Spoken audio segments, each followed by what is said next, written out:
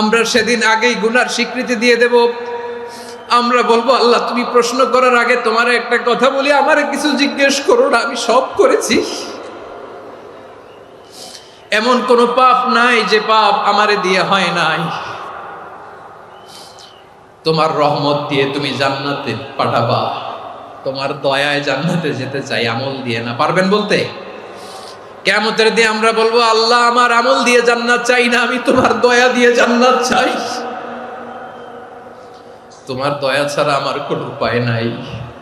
লিল্লাহি তাকবীর, নারায়ে তাকবীর, নারায়ে তাকবীর। মিজানুর রহমান আমির সাহেবের আগমন পটুয়াখালীর পক্ষ থেকে। প্রিয় পটুয়াখালীবাসী, আপনারা কেমন আছেন সবাই? আমি তো দেখলাম যে গতকালই এসে আপনারা বসেছিলেন, কষ্ট হয় নাই? সারাদিন খাওয়া দাওয়া করতে পেরেছিলেন তো? নামাজগুলো সময় মতো পড়তে পেরেছেন? মাশাআল্লাহ, মাশাআল্লাহ। আল্লাহ তাআলা কবুল করুক, আমরা পড়ি আমিন। আপনারা শুনেছেন যে প্রতিটি বিভাগে আমরা একটি করে প্রোগ্রাম দিচ্ছি, একবার করে সফর করছি। তারই ধারাবাহিকতায় বরিশাল বিভাগের এই প্রোগ্রাম আমাদের মাসুদ ভাইয়ের কারণে বাধ্য হয়ে আমাকে পটুয়াখালীতে দিতে হয়েছে। মাসুদ ভাই এমনভাবে ধরেছেন, রিকোয়েস্ট করেছেন, সেটাকে ডিনাই করার, রিজেক্ট করে দেওয়ার সুযোগ আর হয়নি। আলহামদুলিল্লাহ। খুব চমৎকার একটি শহর, অসাধারণ একটি নগরী। আমি উপর থেকে দেখছিলাম, খুব গোছানো, খুবই গোছানো সুন্দর একটি শহর, আলহামদুলিল্লাহ। আর পাশেই আছে আপনাদের বিশাল সমুদ্র সৈকত, যেখান থেকে সূর্যোদয় সূর্যাস্ত একসাথে দেখা যায়, ঠিক কিনা বলেন? বরিশাল বিভাগের প্রতি আগে থেকেই আমার আলাদা একটা টান, দুটো কারণে।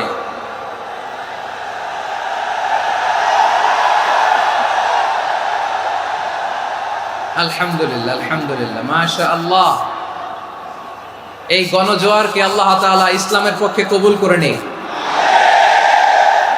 এই প্রাণ ঢালা উচ্ছ্বাস, ভালোবাসা, এটা কোরআনের জন্য, ইসলামের জন্য, ঠিক কিনা বলেন? কোনো অপশক্তি এই গণজোয়ারকে ঠেকাতে পারবে না, কারণ যে ভালোবাসা আল্লাহর জন্য হয় সেটাকে ঠেকানো যায় না, ঠিক কিনা বলে? আমার প্রাণ প্রিয় পটুয়াখালীবাসী ভাইরা, বিশেষ দুটি কারণে বরিশাল বিভাগের প্রতি আমার আলাদা একটা ভালো লাগা। এর কারণ, এই অঞ্চলে আলেম ওলামা বেশি,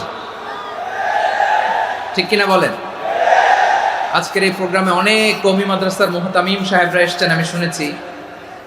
আলিয়া মাদ্রাসার প্রিন্সিপাল হুজুররা এসেছেন, খতিব সাহেবরা এসেছেন, ইমাম সাহেবরা এসেছেন, মুয়াজ্জিন সাহেবরা এসেছেন। এই বিভাগে আলেম ওলামা বেশি। তার প্রমাণ, এখানে এই বরিশালের ভেতরে আছে সারসিনা দরবার, ঠিক কিনা বলেন? অনেক হাক্কানি একটা দরবার। সারসিনার মরহুম পীর সাহেব হুজুরের খেদমত করেছি আমি অনেকবার, সুযোগ হয়েছিল আমার ছাত্র জামানায়। তো ওনাদের মাদ্রাসা কেন্দ্রিক অনেক খেদমত, আলহামদুলিল্লাহ। তারপর এই বিভাগে রয়েছে চরমোনাই দরবার, ঠিক কিনা বলেন? ওনাদেরও বিশাল মাদ্রাসা, ধর্মীয় অঙ্গনে, মাদ্রাসা অঙ্গনে, রাজনৈতিক অঙ্গনে ওনাদের অনেক খেদমত। তারপরে এখানে আছে ঝালকাঠি এনএস কামিল মাদ্রাসা। আমরা কায়েস সাহেব হুজুরের কথা শুনেছি, আল ইত্তেহাদ মা আল ইখতিলাফ, মতবিরোধের সাথে ঐক্য, অসাধারণ কথা। তো এই সমস্ত বড় বড় আল্লাহওয়ালাদের আগমন এই ভূখণ্ডে হওয়ার কারণে এখানে ধর্মীয় বিশৃঙ্খলা, মারামারি কম, আছে ঐক্য, ঠিক কিনা বলেন? বরিশাল বিভাগের প্রতি আমার বিশেষ ভালোবাসার এটা একটা কারণ।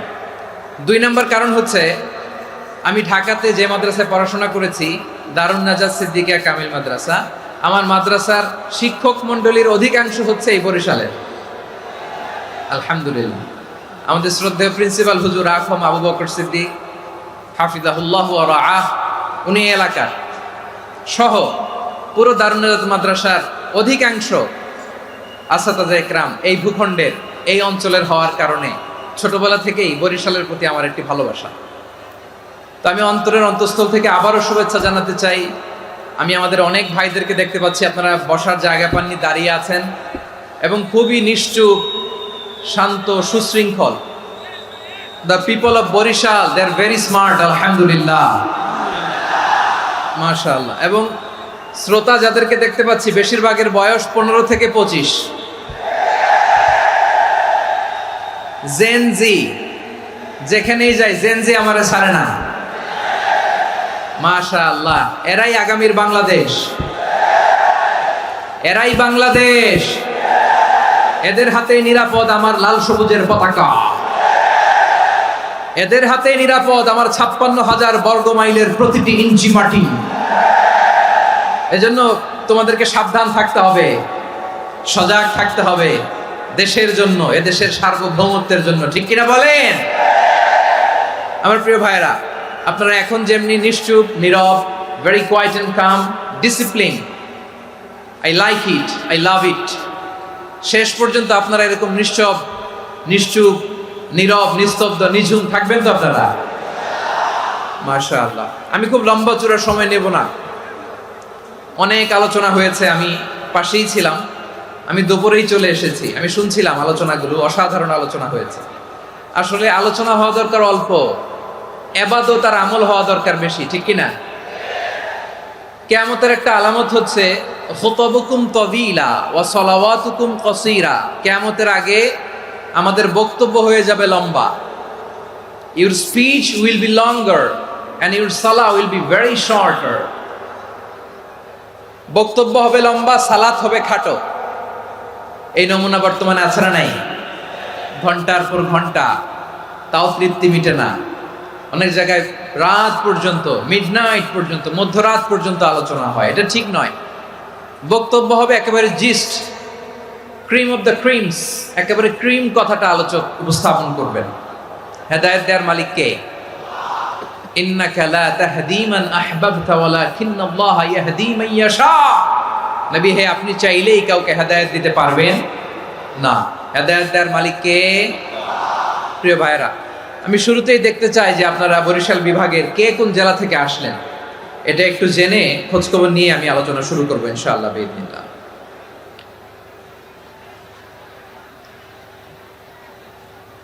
প্রিয় ভাইরা, আমি দেখতে চাচ্ছি আপনাদের এই বরিশাল বিভাগের ভোলা জেলা আছে না একটা, দ্বীপ জেলা, ওখান থেকে কেউ আসতে পারছেন নাকি? হ্যাঁ, আল্লাহু আকবার, আসছে তো, ওই যে হাত দেখা যাচ্ছে। সর্বনাশ, মাশাআল্লাহ, ঠিক আছে, আল্লাহ আমার ভাইদেরকে তুমি কবুল করো। বরগুনা জেলা থেকে কেউ এসেছেন আজকের প্রোগ্রামে? ইয়া সালাম, মাশাআল্লাহ, মাশাআল্লাহ, ওয়েলকাম, ওয়েলকাম, ঠিক আছে। পিরোজপুর জেলার কেউ এসেছেন? পিরোজপুর জেলা থেকে মাশাআল্লাহ অনেক ভাইরা এসেছেন। ঝালকাঠি, মাশাআল্লাহ, ঝালকাঠিতে অনেক আসছে। তারপর বরিশাল জেলা থেকে কারা কারা এসেছেন? বরিশাল, মাশাআল্লাহ, তাবারাকাল্লাহ। এবার পটুয়াখালী জেলার কারা কারা দেখি? মাশাআল্লাহ, মাশাআল্লাহ, মাশাআল্লাহ। আল্লাহ তুমি কবুল করো, আল্লাহ তুমি কবুল করো। লিল্লাহি তাকবীর, লিল্লাহি তাকবীর, লিল্লাহি তাকবীর। হাত নামান। প্রিয় ভাইরা, আসুন আমরা কাল বিলম্ব না করে আজকের পটুয়াখালী জেলা শহরের, মাশাআল্লাহ, ওই যে লক্ষ্মীপুর থেকে আমাদের ভাই এসে প্লেকার্ড নিয়ে দাঁড়াইছে, ঠিক আছে, প্লেকার্ড দেখেছি, ফি আমানিল্লাহ। আচ্ছা, এই বরিশাল বিভাগের বাইরে থেকে কারা কারা আসছেন দেখি, কেউ আছেন কিনা? মাশাআল্লাহ, অনেক অনেক অনেক, মাশাআল্লাহ, আল্লাহ কবুল করুন, আল্লাহ কবুল করুন, ফি আমানিল্লাহ। চাঁদপুর, ঠিক আছে, ঠিক আছে, হ্যাঁ, ইলিশের বাড়ি, চাঁদপুর, ঠিক আছে, মাশাআল্লাহ। বসুন, বসুন। সম্মানিত ভাইরা, আসুন আমরা মূল আলোচনার দিকে চলে যাই। আজকে আমরা যে টপিকটা নিয়ে আলোচনা করব সেটা হচ্ছে, আমরা যে জীবনে বিপদে পড়ি, আমরা বিপদে পড়লে আমাদেরকে উদ্ধার করে কে? আল্লাহ ছাড়া আমাদের বাঁচানোর কেউ আছে? উদ্ধার করার কেউ আছে? রক্ষা করার কেউ আছে? এজন্য বিপদে পড়লে আমরা চাইবো কার কাছে? আমাদের যাই দরকার হোক আমরা ফরিয়াদ করব কার কাছে? নাকি মাজারে যেয়ে চাবেন?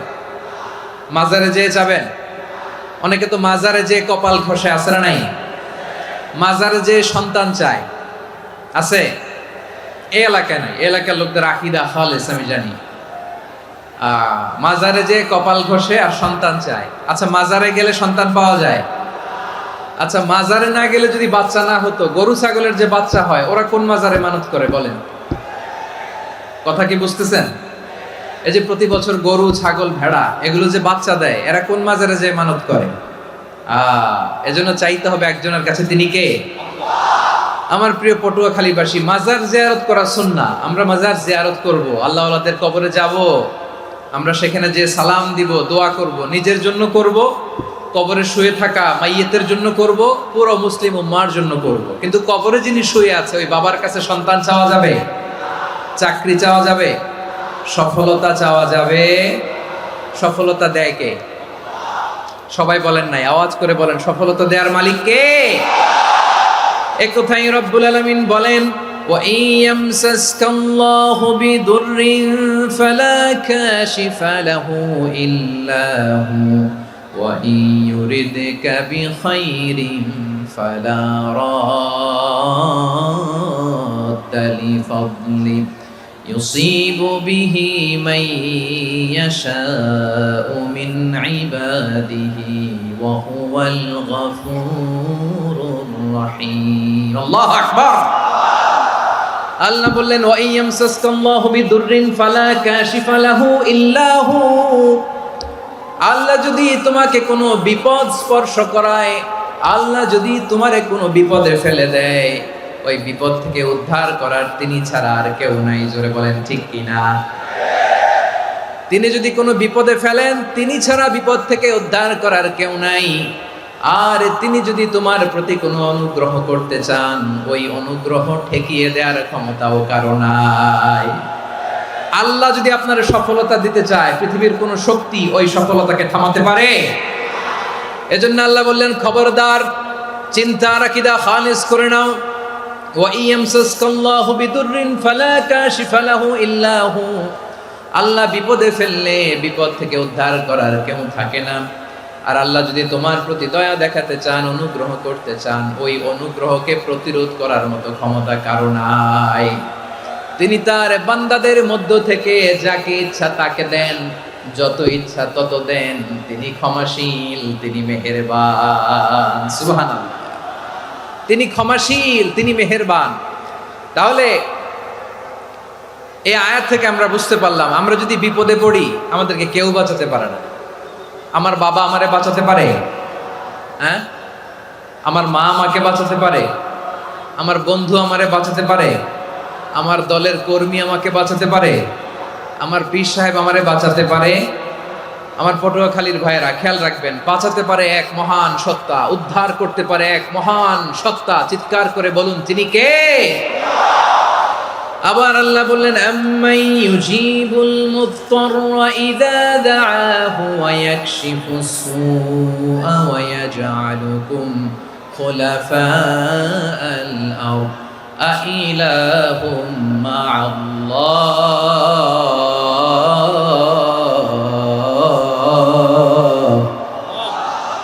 ক্বালিলাম মা তাযাক্কারুন। রব্বুল আলামিন বলেন, বিপদে পড়ে কাতর কণ্ঠে চিন্তাগ্রস্ত হয়ে যখন কেউ ফরিয়াদি হয়ে আল্লাহর ডাকে হাত তোলে, তখন এই ব্যক্তির ডাকে সাড়া দেয় কে? সবাই বলুন। কাতর কণ্ঠে বিপন্ন অবস্থায় আপনি যখন কেঁদে কেঁদে হাত তুলে আপনার দুঃখের কথা জানান, আপনি যখন ডাকেন তারে, তখন আপনার ডাকে সাড়া দেয় কে? আল্লাহ বলে, আমি সাড়া দেই। তোমাদের বিপদকে মুক্ত করে দেয় কে? ওই আল্লাহর সাথে কোন উপাস্য আছে নাকি? কিন্তু খুব অল্প সংখ্যক লোকই তোমরা উপদেশ গ্রহণ করো। কথাটা কার? তাহলে বিপন্ন মানবতা যখন কাঁদে, মানুষ যখন বিপদে পড়ে নিরুপায় হয়ে ফরিয়াদ করে, তার ডাক শোনার কেউ নাই একজন ছাড়া। চিল্লায় বলেন তো, তিনি কে? এজন্য আমরা ফরিয়াদের হাত কার দিকে তুলব? প্রিয় পটুয়াখালী বলেন, ফরিয়াদের দুটো হাত আমরা কার দিকে তুলব? এবং খেয়াল রাখতে হবে, মাথার সাথে সেট করে নিতে হবে, আল্লাহ ছাড়া আমাকে উদ্ধার করার কেউ নাই। এই পৃথিবীতে কেউ আপন না প্রিয় ভাইরা। বিপদে পড়লে বোঝা যায় কেউ আপন না। আপন শুধু একজন মহান সত্তা, তিনি কে? এটা কি আপনারা খেয়াল রাখতে পারবেন? হ্যাঁ, বিপদে আপদে কেউ আমাদের বাঁচাতে পারে না, তরাতে পারে না, মুক্তি দিতে পারে না, উদ্ধার করতে পারে না, একমাত্র আমার প্রভু ছাড়া, আল্লাহ ছাড়া। চিল্লায় বলেন ঠিক কিনা? এবং প্রিয় পটুয়াখালীর ভাইয়েরা, মাথার সাথে এটা সেট করে নিতে হবে যে আমাদের পুরো জীবনটাই পরীক্ষা। পুরো জীবনটাই কি? The life is a test. পুরো জীবনটাই পরীক্ষা। এই জীবনে বিপদ আসবে, আপদ আসবে, পরীক্ষা আসবে, সবার জীবনে এটা থাকে। এক একজনের পরীক্ষা এক এক রকম। আমার পরীক্ষা একরকম, মাসুদ ভাইয়ের পরীক্ষা একরকম, চৌধুরী সাহেবের পরীক্ষা একরকম, আপনার পরীক্ষা একরকম, ওনার পরীক্ষা আবার আরেক রকম। পুরো পৃথিবীটাই পরীক্ষা ক্ষেত্র, সবাই পরীক্ষা দিচ্ছি, কিন্তু কারো পরীক্ষা প্রশ্নের সাথে কারোটার মিল নাই। সুবহানাল্লাহ পড়বেন না? পুরোটাই পরীক্ষা ক্ষেত্র, সবাই পরীক্ষার্থী, কিন্তু প্রশ্নপত্র একটার সাথে আরেকটা মিলে না। One doesn't match the other. একজনেরটার সাথে আরেকজনেরটা মিলে না। কাউকে আল্লাহ তাআলা ধনী বানিয়ে পরীক্ষা করেন। কি বানিয়ে? কথা কি বুঝতেছেন নাকি কষ্ট হচ্ছে? কষ্ট হচ্ছে আপনাদের? কাউকে আল্লাহ ধনী বানিয়ে পরীক্ষা করেন, আবার কাউকে আল্লাহ তাআলা গরিব বানিয়ে পরীক্ষা করেন, কাউকে আল্লাহ অসুস্থ বানিয়ে পরীক্ষা করেন। কেউ দেখবেন যে দুরারোগ্য ব্যাধিতে আক্রান্ত, ডাক্তার বলেছে আর সময় নাই, দুরারোগ্য ব্যাধি, ক্যান্সার, যার নেই কোনো অ্যান্সার, তার জন্য পরীক্ষা হচ্ছে এই রোগ। আরেক লোক দেখবেন তার আবার রোগ বালাই নাই, মাশাআল্লাহ, তাকে আল্লাহ তাআলা আর্থিক দৈন্যতা, দারিদ্রতা দিয়ে পরীক্ষা করছেন। এরকম আছে না নাই? টাকা পয়সা নাই, দিন আনে দিন খায়, যা আছে তাতে চলে না, এটা তার জন্য পরীক্ষা। আবার আরেক শ্রেণীর লোক দেখবেন তাকে আল্লাহ অসুস্থতাও দেয় নাই, দারিদ্রতাও দেয় নাই, তার দাম্পত্য জীবনের সমস্যা আছে না নাই? স্ত্রী কথা শোনে না, অথবা ছেলে মেয়ে কথা শোনে না। তাহলে পরীক্ষা সবার জীবনে আছে, এক একজনের পরীক্ষাটা এক এক রকম। আল্লাহ তাআলা দেখতে চায় যে এই পরীক্ষার সময় আমরা কিরকম রেসপন্স করি। How to deal with the test, কিভাবে এই বিপদ আপদ পরীক্ষাগুলোকে আমরা হ্যান্ডেল করব, ডিল করব, এটা হচ্ছে আজকের আলোচনার বিষয়। বুঝতে পেরেছেন সবাই আমার প্রিয় ভাইয়েরা? তাহলে পরীক্ষাময় আমাদের জীবন, বিপদ আপদ পরীক্ষা, এটা মানুষের পিছু ছাড়ে না। সবার জীবনে পরীক্ষা আছে। নবীদের জীবনেও পরীক্ষা ছিল। সাহাবারা জিজ্ঞেস করেছেন, ইয়া রাসূলুল্লাহ, আইয়ুন নাসি আশাদ্দু বালাআন ফিদ দুনিয়া, এই দুনিয়ার বুকে কাদের পরীক্ষা সবচেয়ে বেশি? বিশ্বনবী বলেছেন, আল আম্বিয়া। এই পৃথিবীতে সবচেয়ে বেশি পরীক্ষা আল্লাহ তাআলা নিয়ে থাকেন নবীদের। কাদের? নবীদের। সুম্মাল আমসাল ফাল আমসাল, এরপরে নবীদের পরের স্তরে যারা, তাদের পরীক্ষা। এরপরে তাদের পরের স্তরে যারা, তাদের পরীক্ষা। সিদ্দিকিনদের, শোহাদাদের, সলিহিনদের, আল্লাহওয়ালাদের। যার ঈমান যত মজবুত, তার জীবনে পরীক্ষাও তত বেশি। চিল্লায় বলেন ঠিক কিনা? তাহলে মুমিনরা, বিশ্বাসীরা, আমরা কি পরীক্ষা বিপদ আপদে ভয় পাই? হ্যাঁ, বিপদ দেখলে ভয় লাগে আপনাদের? ভয় লাগে? হ্যাঁ, না, মুমিনরা বিপদে ভয় পায় না, তারা হতাশ হয় না, সুবহানাল্লাহ, তারা নিরাশ হয় না। বিশ্বাসীরা হাল ছেড়ে দেয় না, তারা ভরসা রাখে একজনের উপর। চিল্লায় বলতে হবে তিনি কে? কারণ মুমিন জানে the grief isn't permanent, the test isn't permanent, the struggle in our life isn't permanent. আমাদের জীবনের দুঃখ, কষ্ট, স্ট্রাগল, এগুলো পার্মানেন্ট নয়। after every difficulties there is an ease. সব কষ্টের পরেই একটা সুখ আছে না নাই?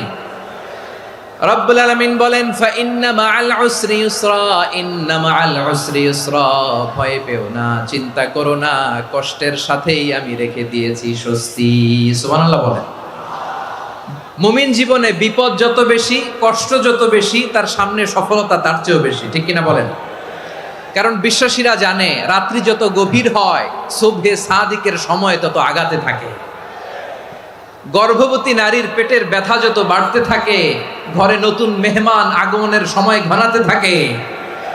মুমিনদের উপর বিপদ, অত্যাচার, আপদ, পরীক্ষা যত বাড়তে থাকে, কালেমার পতাকা উড্ডয়নের সময় কাছে আসতে থাকে।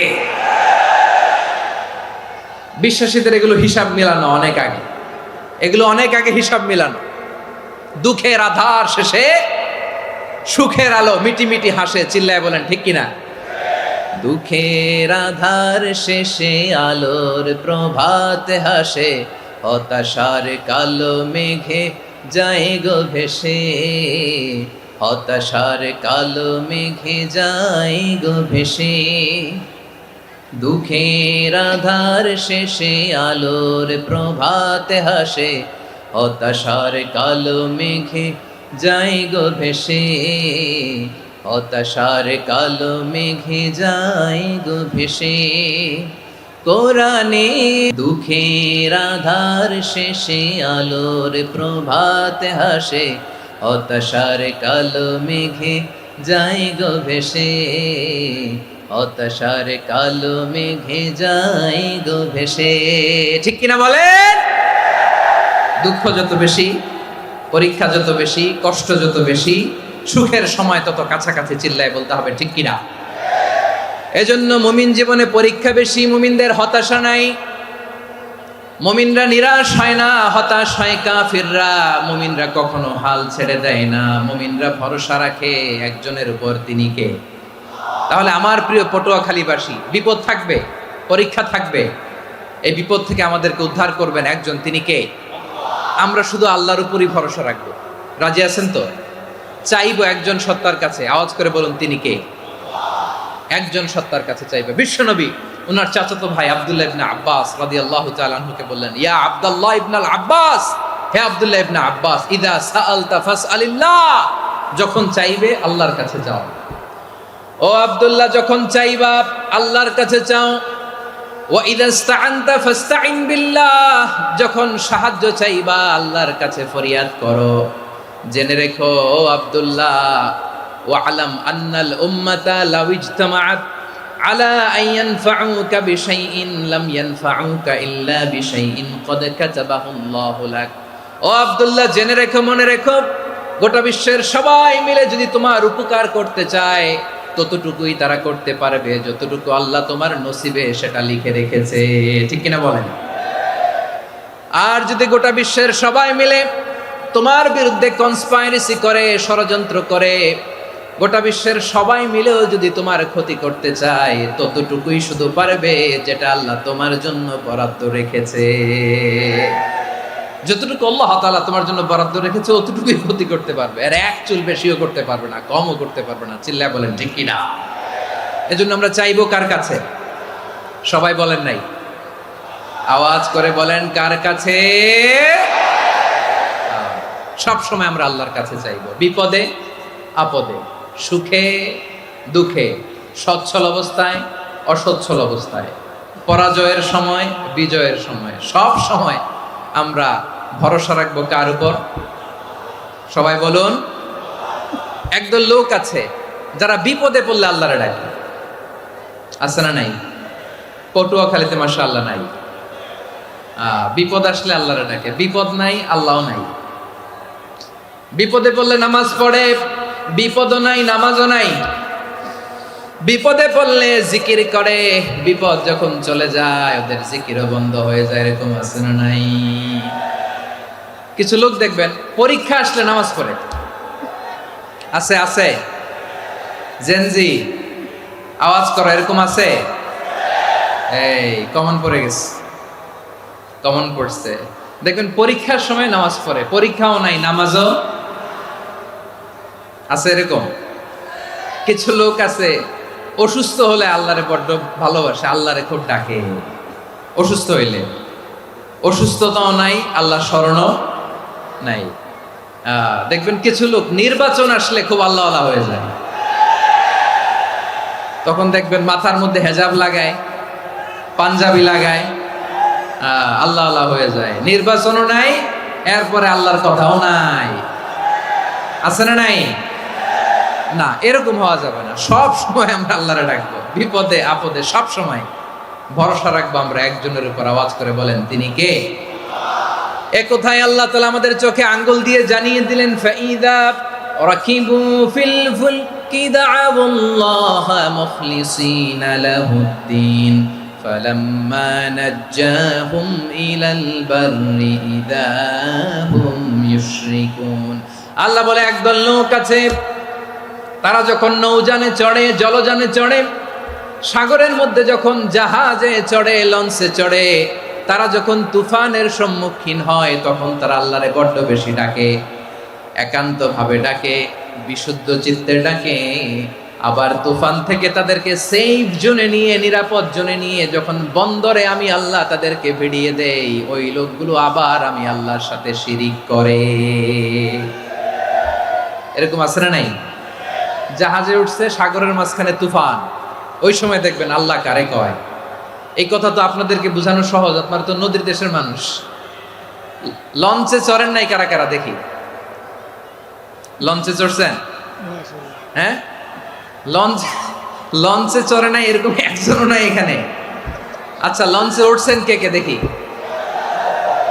মাশাআল্লাহ মাশাআল্লাহ মাশাআল্লাহ ঠিক আছে আপনাদের বোঝানো সহজ আচ্ছা লঞ্চে উঠে তুফানের সম্মুখীন হয়েছেন জলোচ্ছ্বাস সবাই মাশাআল্লাহ তো এই ওয়াজ তো আপনাদের মুখস্থ ঠিক কিনা বলেন আমার বলার দরকার নাই বলেন মাঝ নদী তুফান জলোচ্ছ্বাস জলের মধ্যে উচ্ছ্বাস ঢেউ টর্নেডো সাইক্লোন মেঘের ঘনঘটা পরিবেশ ঘুটঘুটে অন্ধকার লঞ্চ একবার এদিকে আরেকবার ওইদিকে ভিতরে কি অবস্থা হয় বলেন তো হ্যাঁ তখন মুসলিম আল্লাহর ডাকে হিন্দু আল্লাহর ডাকে ঠিক কিনা বলেন আস্তিক আল্লাহর ডাকে নাস্তিক আল্লাহর ডাকে ঠিক কিনা লঞ্চের ভেতর স্টিমারের ভেতর কান্নারে রোল পড়ে যায় চিৎকারের রোল পড়ে যায় সবার মুখ দিয়ে শুধু একটা আওয়াজ লা ইলাহা লা ইলাহা লা ইলাহা সুবহানাল্লাহ আলহামদুলিল্লাহ লা ইলাহা আল্লাহ নামের জিকির করবে যারা আল্লাহর কাছে প্রিয় তারা আল্লাহর কাছে প্রিয় যারা জান্নাতে প্রবেশ করবে তারা জোরে লা ইলাহা লা ইলাহা ইল্লাল্লাহ লা ইলাহা ইল্লাল্লাহ মুহাম্মাদুর রাসূলুল্লাহ সাল্লাল্লাহু আলাইহি ওয়াসাল্লাম আমার প্রিয় পটুয়াখালীবাসী তাহলে লঞ্চের ভেতরে যখন আমরা তুফানের মধ্যে পড়ি তখন সবাই মিলে আমরা একটা নামের জিকির করি নামটা কার মুসলমানেরাও ডাকে হিন্দুরাও ডাকে আস্তিকও ডাকে নাস্তিকও ডাকে সবাই ডাকে একজনকে তিনি কে আবার দেখবেন ওই আল্লাহ তুফানের পরে ঝড়ের পরে ওই লঞ্চটাকে যখন সদর ঘাটে ফিরিয়ে দেয় আবার আমরা নাফরমানি শুরু করে দেই সে কোথায় আল্লাহ বললেন ফাইদা রাকিবু ফিল ফুলকি দা'আউল্লাহ মুখলিসিনা লাহুদ্দিন ফালাম্মা নাজ্জাহুম ইলাল বাররি ইযা হুম ইউশরিকুন সাগরে যখন তুফানে পড়ে আমি আল্লাহর ডাকে আবার আমি আল্লাহ যখন বাঁচিয়ে দেই আবার আমি আল্লাহর সাথে শিরিক শুরু করে আমরা কি এরকম হতে চাই নাকি এরকম করবেন হ্যাঁ না আমরা তুফানে পড়লেও আল্লাহরে ডাকি আবার বাঁচায় দেওয়ার পরেও ডাকি কারে আল্লাহকেই ডাকি বিমানের মধ্যে মাঝে মাঝে দেখবেন যে এয়ার টার্বুলেন্স হয় জানেন এয়ার টার্বুলেন্স জানেন তো মাঝে মাঝে বিমানটা বাউন্সিং করে বাম্পি ভেরি বাম্পি ওয়েদার শোনেন নাই 40,000 ফিট উপরে যখন থাকে তখন পাইলট মাঝে মাঝে বলে dear passengers ladies and gentleman right now we are flying 40,000 feet above the ground and we are passing very heavy air turbulence right now. Please fasten your seat belt. দেখবেন মাঝে মাঝে বলে যে ভদ্র মহিলা ভদ্র মহোদয়গণ আমরা 40,000 ফিট উপর দিয়ে যাচ্ছি আর এয়ার টার্বুলেন্স ফেস করছি মেহেরবানি করে আল্লাহর রাস্তে সিট বেল্ট বাঁধুন তখন বিমানটা এরকম বাউন্সিং করে শেকিং করে আপনারা মুখোমুখি হয়েছেন ইদানিং এই এয়ার টার্বুলেন্স বেড়ে গিয়েছে গত বছর আমার ইন্টারন্যাশনাল অনেকগুলো ফ্লাইট ছিল, তো আমি দেখলাম যে আগের ফ্লাইটগুলোর তুলনায় এখন এয়ার টার্বুলেন্স খুব বেশি। আমি একটু রিসার্চ করে দেখলাম ক্লাইমেট চেঞ্জের কারণে, জলবায়ু পরিবর্তনের কারণে আকাশের বাতাসের মুভমেন্টে পরিবর্তন হয়েছে, ফলে এখন বিমান শেকিং করে বেশি, বাউন্সিং, বাম্পি ওয়েদার। তো বলেন তো 40,000 ফিট উপরে যখন আপনি, কয় হাজার ফিট, সবাই বলুন কয় হাজার ফিট, 40,000 ফিট উপরে যখন আপনি, তখন যখন বিমানটা এরকম বাউন্সিং করে, সবাই যখন ভমিটিং করে বিমান নষ্ট করে দেয়, বমি করে, তখন বাঁচানোর কে আছে আল্লাহ ছাড়া? কেউ আছে? ওই মুহূর্তেও সবাই মিলে একজনের ডাকে আওয়াজ করে বলেন তিনি কে? মাঝে মাঝে কিছু সোশ্যাল মিডিয়ায় কিছু ভিডিও পাওয়া যায় যে হেভি যখন এয়ার টার্বুলেন্স হয় 10 সেকেন্ড 15 সেকেন্ডের কিছু ভিডিও পাওয়া যায়, বিমানটা এরকম বাউন্সিং করছে, বাম্পি ওয়েদার, কাঁপছে, মানুষগুলো বমি করছে, অক্সিজেন মাস্কগুলো সব ঝুলে পড়েছে, বিমানটা শুধু কাঁপছে। তখন দেখবেন বিমানের ভেতরেও এরকম লঞ্চের মতো চিৎকার আছে না নাই? বিমানের ভেতরেও তখন চিৎকার। গত বছর হিথ্রো এয়ারপোর্ট থেকে সিঙ্গাপুর এয়ারলাইন্সের একটা ফ্লাইট, হিথ্রো টু চাঙ্গি, একটা ফ্লাইটে এমন বেশি এয়ার টার্বুলেন্সের শিকার হয়েছিল ওই এয়ারক্রাফটটা, 33 জন যাত্রী সেখানে আহত হয়েছে, একজন যাত্রী নিহত হয়েছে। কেবিন ক্রুজ, এয়ার হোস্টেস যারা আছে, একজনের নাক ফেটে, চোখ ফেটে, কপাল ফেটে, ব্লিডিং হয়ে শয়লা। প্রিয় ভাইয়েরা, ওই 40,000 ফিট উপরে বিমানটা যখন কাঁপবে, তখন আমাদেরকে আল্লাহ ছাড়া আর কেউ বাঁচানোর আছে? এত আস্তে বললে হবে? ওই কঠিন মুহূর্তে আমার বাবা আমারে বাঁচাতে পারে, আমার বন্ধু আমারে বাঁচাতে পারে। এই গ্রাউন্ডে, জমিনের বুকে আমার প্রোটোকল, আমার ক্ষমতা, আমার দাম্ভিকতা, কোনো কিছু আমারে বাঁচাতে পারে? একজন ছাড়া, চিল্লায় বলতে হবে তিনি কে? সে আল্লাহ বললেন, গোলাম আমি বিপদের সময় ঠিকই তোমাদের বাঁচিয়ে নেই। ওই বিমানের ভেতরে 40,000 ফিট উপরে যখন তোমরা এয়ার টার্বুলেন্সের শিকার হও, তখন নাস্তিকও আল্লাহরে ডাকে, হিন্দু আল্লাহরে ডাকে, জোরে বলেন ঠিক কিনা? আবার বিমানটা যখন শান্ত হয়ে যায়, একটু পরেই বিমানের স্ক্রিনের মধ্যে হিন্দি সিনেমা খোঁজে। বিমানের স্ক্রিনে কিন্তু বিশাল ওখানে আফলাম ফিল্মের একেবারে বোঝাই করা। বিমানটা শান্ত হলে আবার হিন্দি সিনেমা দেখা শুরু করে। একটু আগে ডাকছিল কারে? দেখবেন বাংলাদেশে আমাদের ক্রিকেটাররা যখন অন্য কোনো দেশের সাথে খেলে, অনেক সময় এমন হয় বল বাকি একটা, রান দরকার 6টা। বল বাকি কয়টা? পটুয়াখালী বোঝে নাই বোধহয়। বল বাকি কয়টা? রান দরকার। আপনি দেখবেন ক্যামেরাম্যান তখন গ্যালারিতে খালি দেখায় দর্শকদের যে কি অস্থিরতা। হিপ হপ স্টাইলের মেয়েটা, যে মেয়েটার ওড়না এতক্ষণ ছিল গলায়, এতক্ষণ কই ছিল, ওই মেয়েটা দেখবেন ওড়নাটা টেনে মাথায় দিয়ে এরকম মুনাজাত ধরতেছে, আল্লাহ আল্লাহ, একটা ছক্কা, আল্লাহ আল্লাহ, আমার লাল সবুজের পতাকারে তুমি অপমানিত কইরো না আল্লাহ, ইন্ডিয়ার সাথে আমাদের খেলা, আল্লাহ আল্লাহ, একটা ছক্কা, একটা। পুরো খেলা জুড়ে এই মেয়ের ওড়না ছিল গলায়, কিন্তু যখন 1 বলে 6 রান দরকার, ওড়না চলে আসছে কোথায়? মাথায়। আবার মুনাজাত আছে না নাই? ঠিকই বাংলাদেশের দামাল ছেলে এমন এক শট মারলো, বল চলে গেল স্টেডিয়ামের বাইরে, ছক্কা, জিতে গেলাম আমরা। পুরো স্টেডিয়াম জুড়ে চিৎকার, হই হুল্লোড়, মৌজ মাস্তি। যেই মেয়েটা মাথার মধ্যে ওড়না দিয়ে এতক্ষণ সুবহানাল্লাহ সুবহানাল্লাহ বলে আল্লাহর কাছে দোয়া করেছে, ওই মেয়ে এখন আবার ওড়না ফেলে দিয়ে নাচা শুরু করে দিয়েছে। তাহলে আল্লাহর ভয়, আল্লাহর প্রতি আস্থা, বিশ্বাস, ভালোবাসা, এটা কি ক্ষণিকের জন্য? মানে আমার যখন লাগবে তখন আল্লাহরে ইউজ করবো নাকি? হ্যাঁ, বিপদে আপদে, সুখের সময় দুঃখের সময়, সচ্ছল অসচ্ছল অবস্থায় বিশ্বাসীরা ভরসা রাখে একজনের উপর। চিৎকার করে বলে, পটুয়াখালী তিনি কে? সে আল্লাহ বললেন, গোলাম মনে করো না জাহাজ থেকে সদরঘাটে ভিড়িয়ে দিলাম, তুমি নিরাপদ হয়ে গেছো। মনে করো না 40,000 ফিট থেকে সেফ ল্যান্ডিং এর পরে এয়ারপোর্টে নেমে গেলেই তুমি নিরাপদ হয়ে গেছো। ও মিয়া, বিপদ কি শুধু সাগরে আর আকাশে? ঘরের বিপদও ঘরের ভেতরও বিপদ আসতে পারে কি পারে না। এজন্য সূরা মুলক আল্লাহ বললেন আমিনতুম মান ফিস সামাই আন ইয়াখসিফা বিকুমুল আরদা ফাইদা হিয়া তামুর। তোমরা কি ভাবছো তোমরা নিরাপদ? সাগরের মধ্যে তুফান, আল্লাহ আল্লাহ ডাকলাম, সদরঘাটে যেয়ে পড়ছি, বেঁচে গেছেন তো আপনি। আর পাবে আপনারে আল্লাহ, আল্লাহরা তো সাগরের মাঝখানে তো আল্লাহ আপনারা পাইছিল, আর তো পাবে না।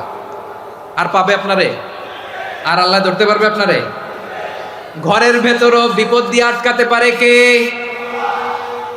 5 স্টার 7 স্টার হোটেলের ভেতরও আমাকে বিপদের মধ্যে ফেলে দিতে পারেন কে? আল্লাহ বললেন তোমরা কি ভেবেছো তোমরা নিরাপদ? আমি চাইলে ল্যান্ডস্লাইডস, ভূমি ধস দিয়ে 1 লক্ষ এক মুহূর্তে নিয়ে যেতে পারি। এক সুনামি দিয়ে থাপ্পড় মেরে 3 লক্ষ সাগরের ভেতরে ঢুকায় দিতে পারি। 1 সেকেন্ডও লাগে না আমার।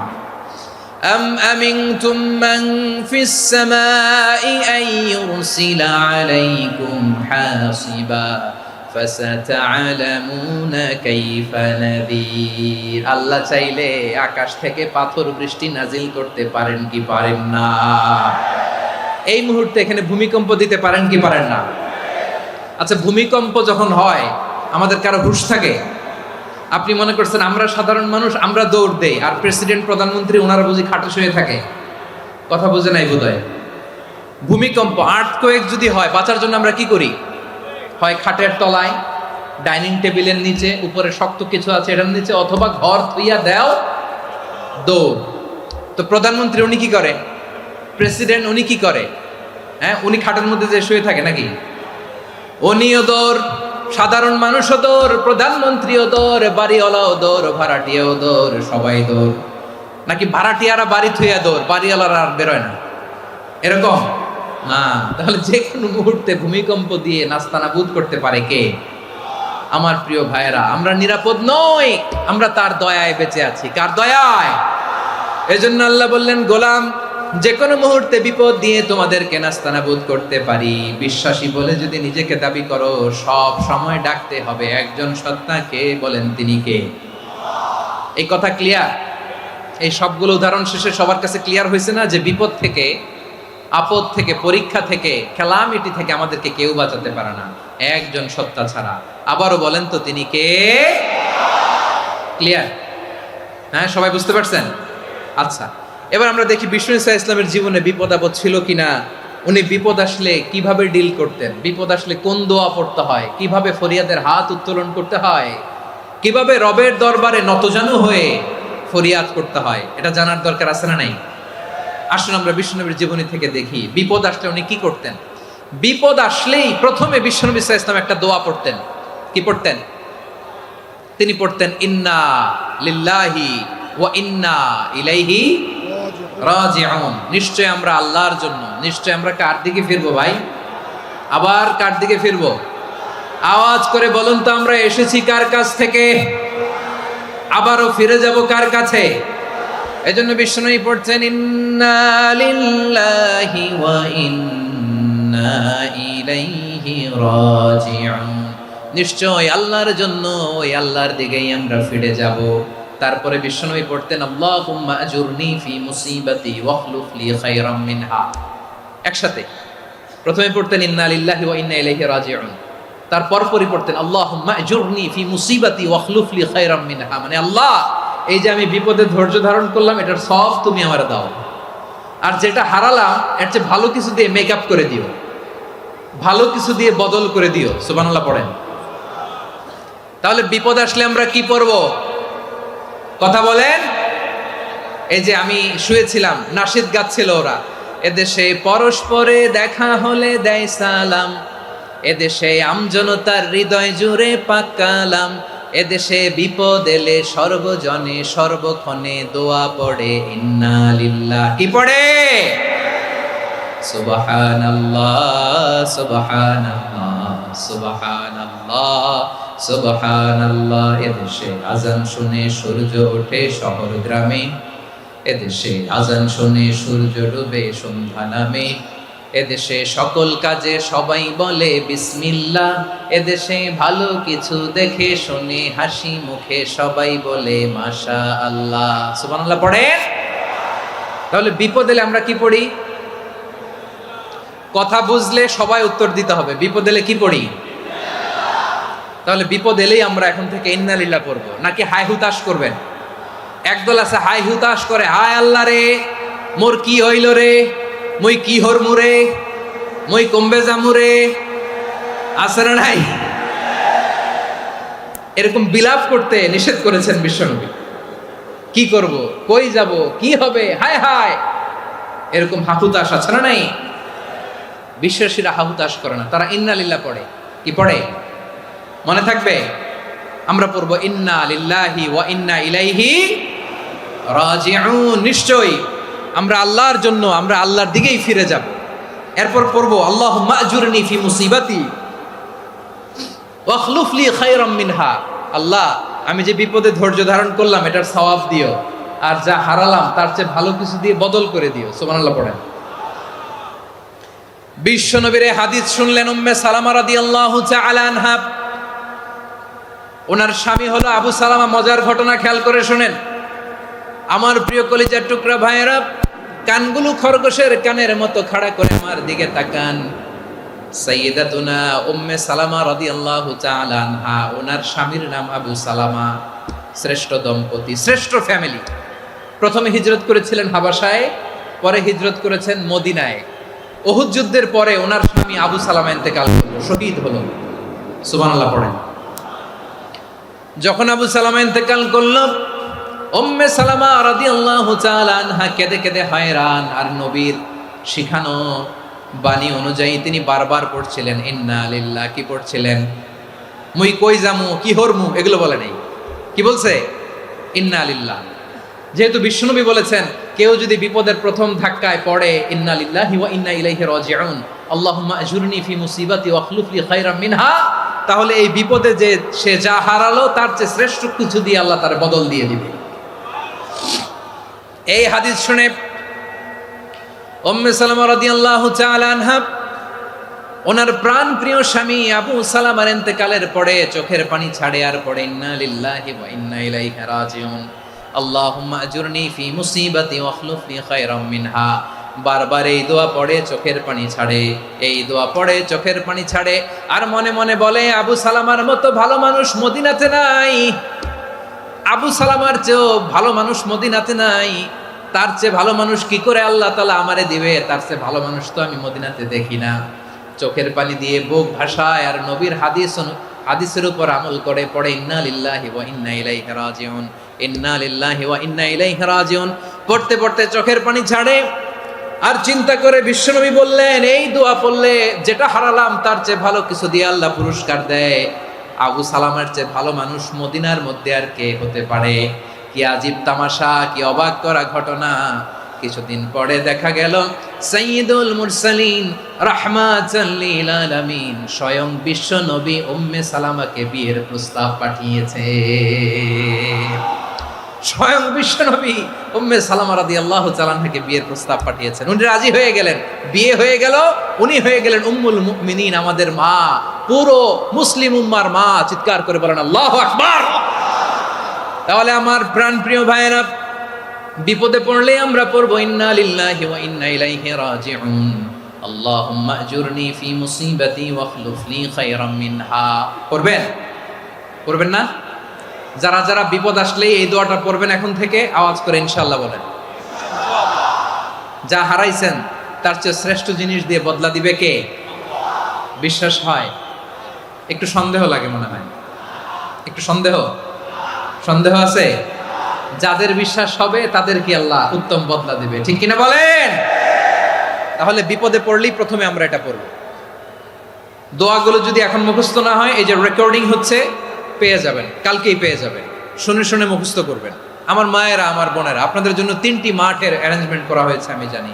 আপনারাও এই দোয়াগুলো পড়বেন, আপনার স্বামীকে শেখাবেন, সন্তানকে শেখাবেন, আপনার পুরো পরিবারটাকে জান্নাতের টুকরো বানিয়ে দিবে কে?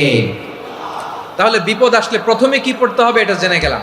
এরপরে বিপদ আসলে নিজেকে কি করে আল্লাহর কাছে সঁপে দিতে হয় এটাও জানার দরকার আছে না নাই? বিপদে প্রথমে ইন্না লিল্লাহ পড়লাম, ধৈর্য ধারণ করলাম, বিপদ থেকে উদ্ধারের সর্বোচ্চ চেষ্টা করলাম। আমার কাজ যখন শেষ তখন আমি আমার এই বিষয়টা আল্লাহর কাছে সঁপে দিব। কার কাছে সুপর্দ করব? কার কাছে? বিপদে বললে কেমন করে নিজেকে আল্লাহর কাছে সঁপে দিতে হয়, আসুন সাইয়েদনা ইব্রাহিম আলাইহিস সালামের জীবনী থেকে জানি। আল্লাহর খলিল ইব্রাহিম আলাইহিস সালাম আমাদের মতো সমাজ ব্যবস্থা পায় নাই। আমরা জন্মের পরে আমাদের কানের ভেতরে আজান দিয়েছে কে? একামত দিয়েছে কে? আমাদের বাপদাদারা আমাদের কানে আজান দিয়েছে কি? দেয় নাই। আমাদের জন্মের পরেই তো আজান, একামত, বাড়ির পাশে মসজিদ, প্রতিদিন আজান, জুমার খুতবা, প্রতি মাসে মাসে তাফসিরুল কোরআন মাহফিল, মসজিদ, মিনারা, অভাব নাই। ঠিক কিনা বলেন? আপনি যেই সুন্দর ইসলামিক এনভায়রনমেন্ট পেয়েছেন, আমাদের ইব্রাহিম খলিল উনিও কি এরকম পেয়েছিলেন? হ্যাঁ, উনি জন্মের পর পরে ওনার কানে আজান দিছে কেউ? আমার প্রিয় ভাইরা, আগা গোড়া একটা শিরকি পরিবেশ উনি জন্মগ্রহণ করেছেন। উনি ছাড়া ওই তল্লাটে একজনও আল্লাহর উপর বিশ্বাসী নাই। কল্পনা করতে পারেন? গোটা তল্লাটে, গোটা দেশে বিশ্বাসী মুমিন, আল্লাহর উপর বিশ্বাস স্থাপনকারী কয়জন? সবাই বলেন কয়জন? বাকি সব মুশরিক। বাকি সব মুশরিক নিজের সাথে নিজে শক্ত বোঝাপড়া করে, অ্যানালজি করে, সেলফ কনভারসেশন করে উনি মহা সত্যের সন্ধান পেয়েছে। উনি আকাশের তারা দেখে ভাবে মনে হয় এটাই আমার খোদা, পরে দেখে তারা নাই, মনে মনে বলে না তাইলে এটা না। আবার চাঁদ দেখে বলে চাঁদটা বড় মায়া লাগে, মনে হয় এটাই আমার রব, পরে দেখে চাঁদও নাই, কয় না এটা না। এরপরে দ্বীপ প্রহরের জলজলে সূর্যটা খাঁ খাঁ করে গোটা পৃথিবীটারে রৌদ্র দিয়ে তাতিয়ে রাখে। তিনি ভাবলেন মনে হয় এটাই আমার রব, কারণ এটাই তো সবচেয়ে বড়। কিন্তু বিকেল বেলা ওই সূর্যটাও যখন চলে যায়, সাইয়েদনা ইব্রাহিম বলে না এটাও তো নাই, আমার খোদা যদি আমারে ছেড়ে চলে যায়, বিপদে পড়লে আমারে উদ্ধার করবে কে? এভাবে নিজের সাথে অ্যানালজি, সেলফ কনভারসেশন করতে করতে করতে তিনি মহা সত্যের সন্ধান পেয়েছেন। সুবহানাল্লাহ পড়েন। সব শেষে তিনি ডিসিশন নিয়ে ঘোষণা দিলেন, ইন্নী ওয়াজ্জাহাতু ওয়াজহিয়া লিল্লাযী ফাতারাস সামাওয়াতি ওয়াল আরদা হানিফান ওয়া মা আনা মিনাল মুশরিকিন। নিশ্চয় আমি এমন সত্তার দিকে মনোনিবেশ করলাম, মুখাপেক্ষী হলাম, যিনি আকাশ বানিয়েছেন, জমিন বানিয়েছেন, আমি মুশরিক নই। সুবহানাল্লাহ। পারতেন? আপনি পারতেন? কেউ নাই, লক্ষ লক্ষ মুশরিক, আপনি একা। ওনার মতো এরকম বিচক্ষণতা দিয়ে আল্লাহরে খুঁজে পাইতে পারতেন আপনি? কি নবী ছিল, আল্লাহকে খুঁজে পেয়েছে। যখন আল্লাহর ইবাদত শুরু করলো, এই কথা ছড়ায় পড়লো চারদিকে। নমরুদ সাইয়েদনা ইব্রাহিমকে ডেকে পাঠালেন।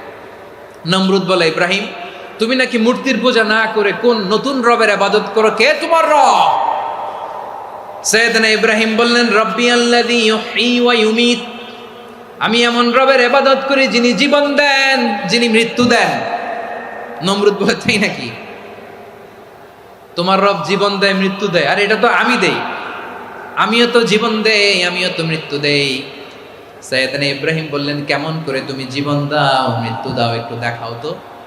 নমরুদ জেলখানা থেকে দুজন কয়েদিকে ডেকে আনলো। কয়েদি এনে অর্ডার করলো, একটাকে এখনই শিরোচ্ছেদ, হেড অফ, ডেথ পেনাল্টি, মৃত্যুদণ্ড দেয়া হলো, ফিনকি দিয়ে রক্ত বেরোলো।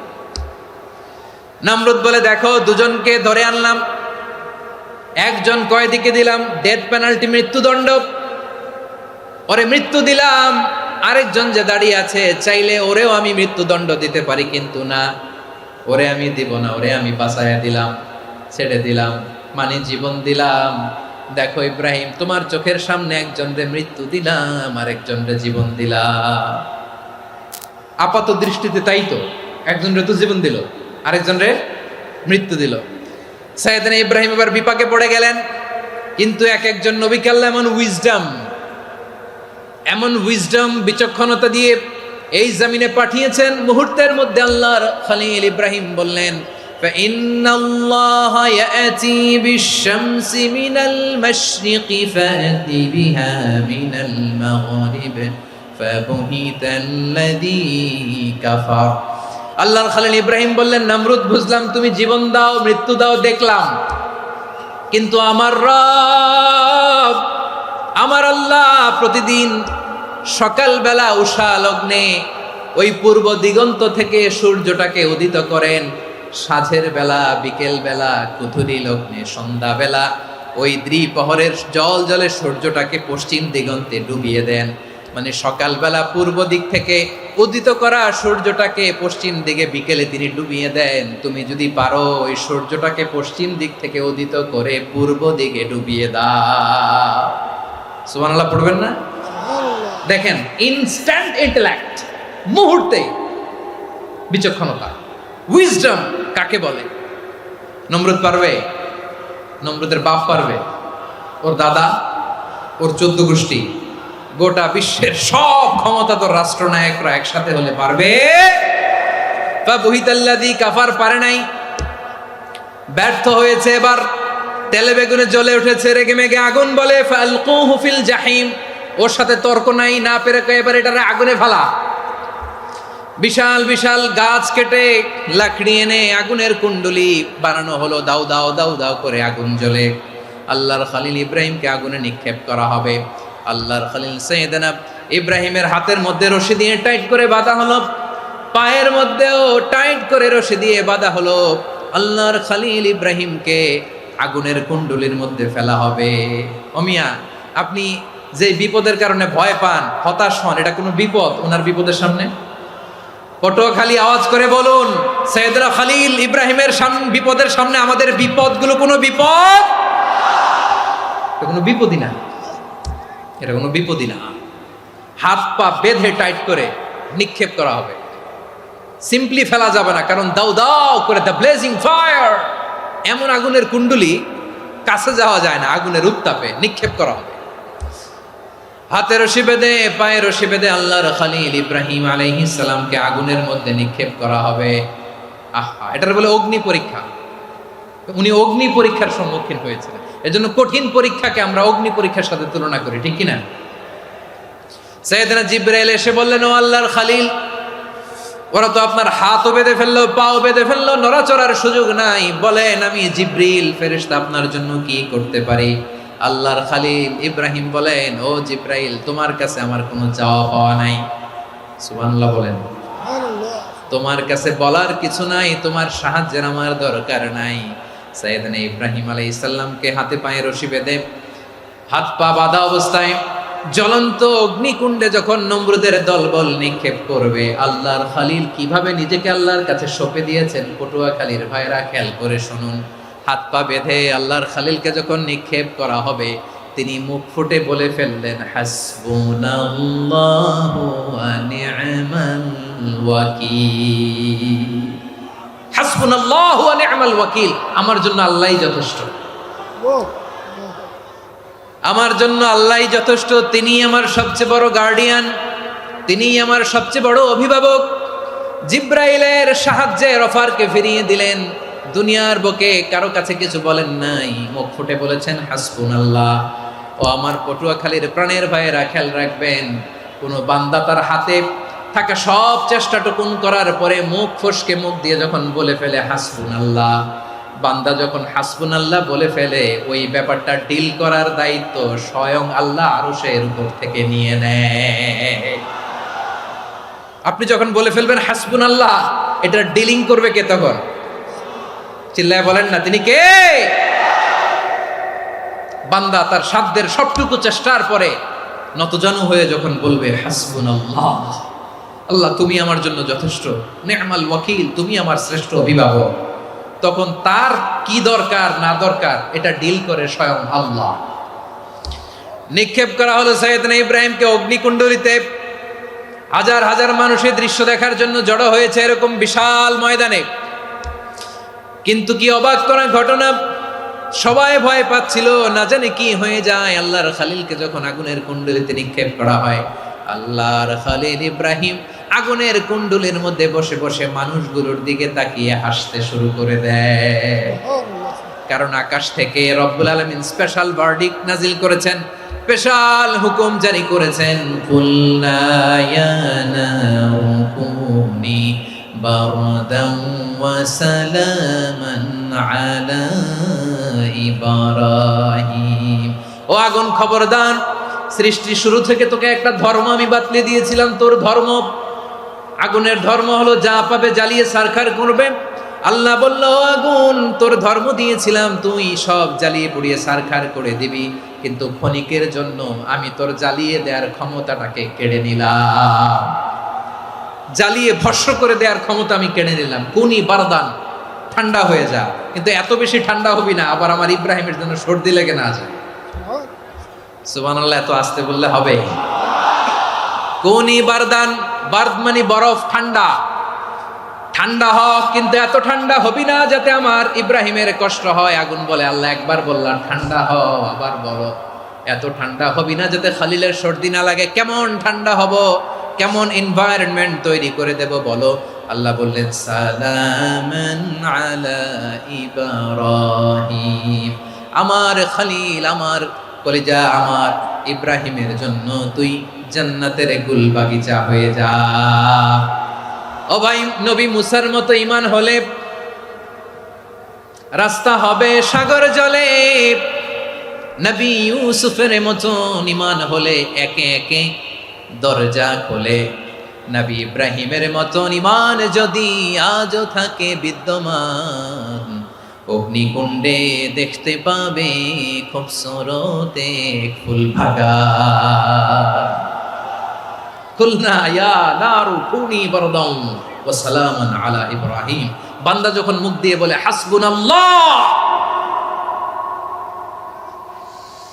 আমার আল্লাহ আমার জন্য যথেষ্ট, এই বলে যখন নিজেকে সঁপে দেয়, তার কি লাগবে ওই দায়িত্ব স্বয়ং নিয়ে নেয় কে? সবাই বলেন, স্বয়ং নিয়ে নেয় কে? তাহলে আমার প্রিয় ভাইরা, বিপদের শুরুতেই আমরা বলবো ইন্না লিল্লাহ। শুরুতে কি বলবো? এরপরে যেই বাক্যটা পড়ে নিজের পরিস্থিতিকে আল্লাহর দরবারে সঁপে দিব, সেটা হচ্ছে হাসবুনাল্লাহ। সেটা কি? বিষ্ণু বলেন, লা ইয়াজালু লিসানুকা রাতাবান মিন যিকরিল্লাহ। সব সময় আল্লাহর স্মরণ দিয়ে, জিকির দিয়ে জিহ্বাটারে সিক্ত রাখো। আর শয়তানু জাসিমুন আলা কলবি ইবনে আদম, শয়তান বনি আদমের কলবে খামচি মেরে বসে থাকে। ফাইদা যাকারাল্লাহ খানাসা, মানুষ যখন আল্লাহ স্মরণ করে জিকির করে, শয়তান দৌড়ে পালায়। ওয়া ইদা গাফালা ওয়াসওয়াসা, যখনই বনি আদম গাফেল হয় তখনই শয়তান তার হৃদয়ে ওয়াসওয়াসা দেয়। এজন্য বিপদে পড়লে ইন্না লিল্লাহ, নিজের সব টুকুন করার পরে, নিজের রোল প্লে করার পরে নিজেকে আমরা কি বলে সঁপে দিব? সবাই বলেন, সবাই বলতে হবে। আরো জোরে বলে, মনে থাকবে? বিপদে পড়লে প্রথমে ইন্না লিল্লাহ, এরপরে নিজেকে যখন সঁপে দিব তখন হাসবুনাল্লাহ। এরপরে কঠিন বিপদ যখন বিশ্বনবী পড়তেন তখন কি করতেন?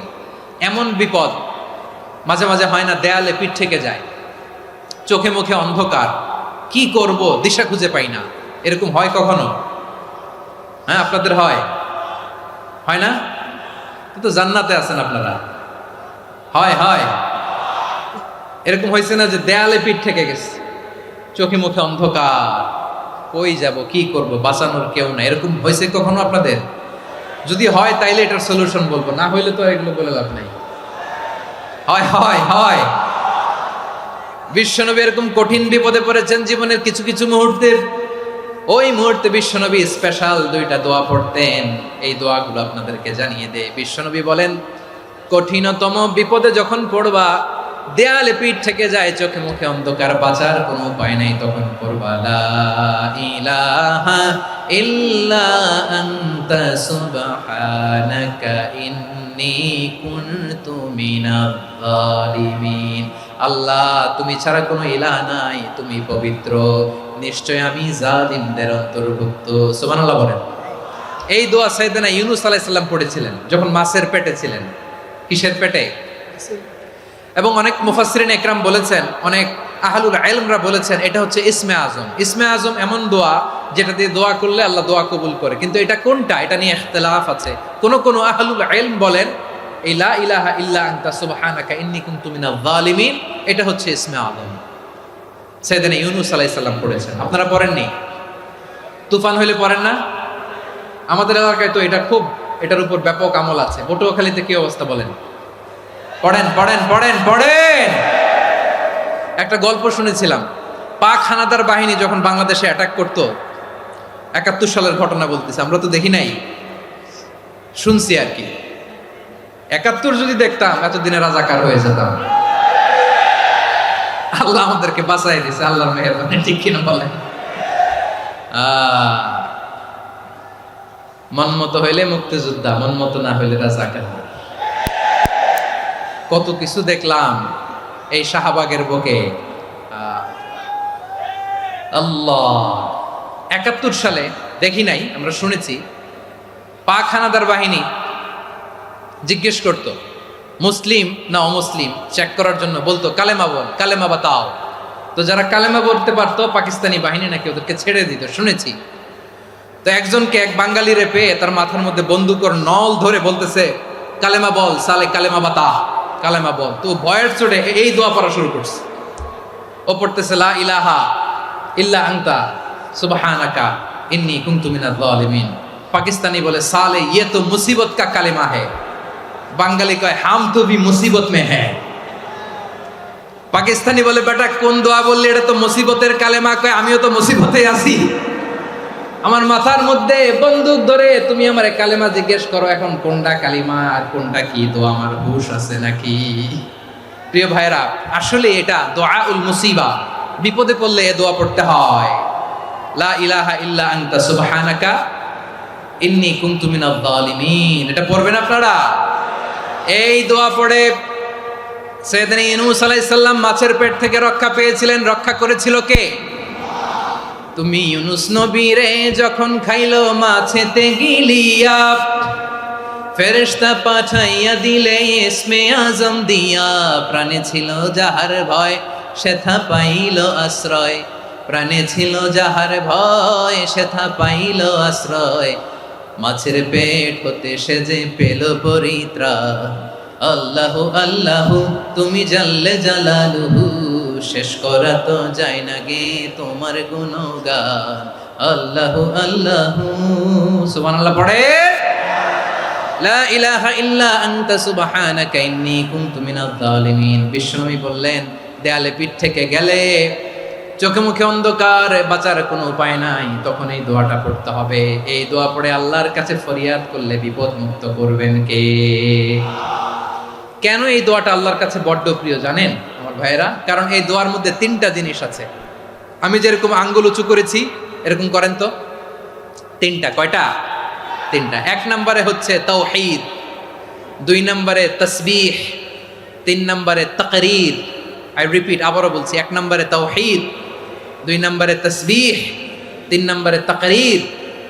এই দোয়াটা আল্লাহর কাছে এত পছন্দনীয় কারণ এ দোয়ার প্রথম অংশে আছে তাওহীদ, আল্লাহর একত্ববাদের ঘোষণা। লা ইলাহা ইল্লা আনতা, ও আল্লাহ আপনি ছাড়া কোনো ইলাহ নাই, উপাস্য নাই। এই কথা বললে আর আল্লাহ বড্ড খুশি হয়ে যায়। সুবহানাল্লাহ পড়েন। এ দোয়ার দ্বিতীয় অংশে আছে তাসবিহ, মানে আল্লাহর প্রশংসা, প্রশংসা সূচক বাণী।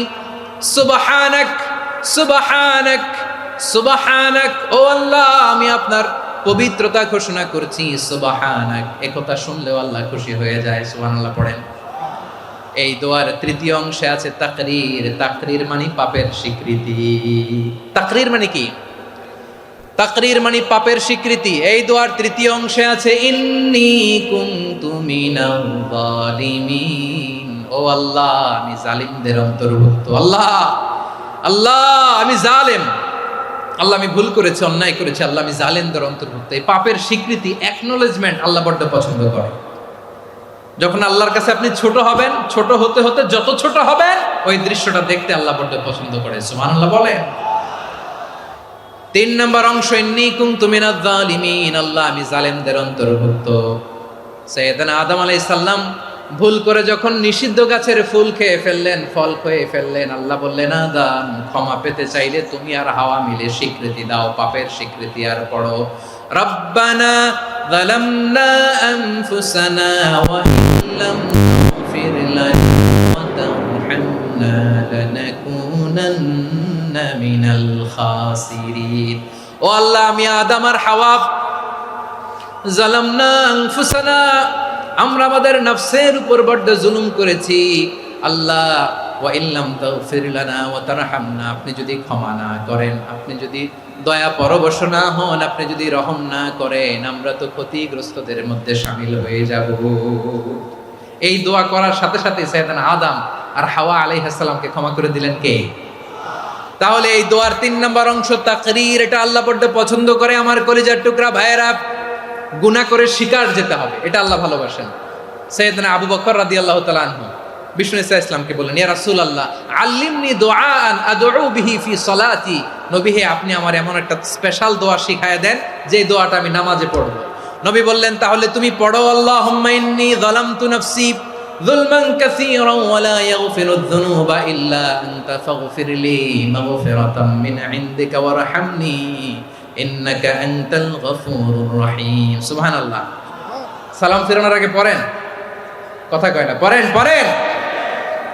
ও আবু বকর, নামাজে যদি দোয়া করতে মনে চায় এই দোয়াটা পড়বা, আল্লাহুম্মা ইন্নী যালামতু নাফসি, আল্লাহ জুলুম করেছি আমার নফসের উপর, যুলমান কাসীরা, অনেক জুলুম, ওয়া লা ইয়াগফিরুয যুনুবা ইল্লা আনতা, আপনি ছাড়া এই জুনুব, এই পাপ ক্ষমা করার দ্বিতীয় কোনো রব নাই। আছে? আল্লাহ ছাড়া আমাদের গুনাহ আর কে কে ক্ষমা করতে পারে বলেন তো? কে পারে? কে? এজন্য আল্লাহরে বলবেন, আল্লাহ আমি ছাড়া তোমার গোলামের অভাব নাই, ও আমার রব, আমি ছাড়া এই জমিনের বুকে তোমার গোলামের অভাব নাই, কিন্তু তুমি ছাড়া তো আমার দ্বিতীয় কোনো রব নাই। পারবেন বলতে? পারবেন? চোখের পানি ছেড়ে আল্লাহরে বলবেন, আল্লাহ তুমি আমার রব, তুমি আমার সব। কি বলবেন?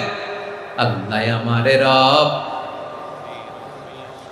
সবাই বলুন, আল্লাহ আমারে রব, দমে দমে তনু মনে তারি অনুভব, আল্লাহ আমারে রব। আল্লাহরে বলেন, আল্লাহ তুমি আমার রব, তুমি আমার সব। আল্লাহ আমি ছাড়া এই জমিনে তোমার গোলামের অভাব নাই, তুমি ছাড়া আমার দ্বিতীয় কোনো রব নাই। এ কথা বলে চোখের পানি ছেড়ে আল্লাহরে স্বীকৃতি দেন, আল্লাহ আমি পাপী, আল্লাহ জামিনে আমার চেয়ে বড় পাপী আর কেউ নাই। অজু করে সিজদায় লুটিয়ে পড়ে চোখের পানি ছেড়ে আল্লাহরে পাপের স্বীকৃতি দেন, আল্লাহ এমন কোন জুলুম নাই, গুনাহ নাই আমি করি নাই, সগীরা কবিরা, জেনে না জেনে, ইচ্ছায় অনিচ্ছায়, শিরকি বেদাতি সব গুনাহ করেছি। আল্লাহ আকাশের নিচে জমিনের উপরে আমার চেয়ে বড় গুনাহগার আর কেউ নাই। চোখের পানি ছেড়ে আল্লাহরে বলেন, আল্লাহ আমি ছাড়া তোমার গোলামের অভাব নাই, তুমি ছাড়া আমার দ্বিতীয় কোনো রব নাই, তুমি ছাড়া তো কেউ আমার গুনাহ ক্ষমা করার নাই, তুমি আমার রব, তুমি আমার সব। বলতে পারবেন? এই তাকরীর আমার পটুয়াখালীর ভাইয়া, এই স্বীকৃতিটা দেখতে আল্লাহ বড্ড ভালোবাসে, কারণ আমরা সবাই গুনাহগার, আমরা সবাই কি? বিশ্বনবী বলেন, কুল্লুকুম খাত্তাউন, হা বানি আদম, তোমরা সবাই পাপী। সবাই কি? সবাই পাপী। আমরা সবাই পাপী, আপন পাপের বাটখারা দিয়ে অন্যের পাপ মাপি। আমরা যে পাপী এটা ভাবতে মনে চায় না কারো, খালি অন্যের পাপ দেখি আমরা, এটা ভুল। ওর এই পাপ, ও পাপী, ও জালেম, ও জাহান্নামী, এরকম একটা টেন্ডেন্সি। আমার যে কি হালাত এটার খেয়াল নাই। খেয়াল করতে হবে যে আমি সবচেয়ে বড় পাপী, ঠিক কিনা বলেন? পাপ করি না এমন কেউ আছি? হ্যাঁ আছি, আছি। কেউ না জানলেও জানে কে আমার পাপের ঘটনা? পৃথিবী না জানুক আমি তো জানি, আমি কি পাপ করেছি হায়। ও আমার কলিজার টুকরা ভাইয়েরা, মাথাটাকে নিচু করে জীবনের সব গুনার ফিরিস্তিগুলো একটা একটা করে স্বীকার করে আল্লাহরে বলেন, আল্লাহ আমি পাপী,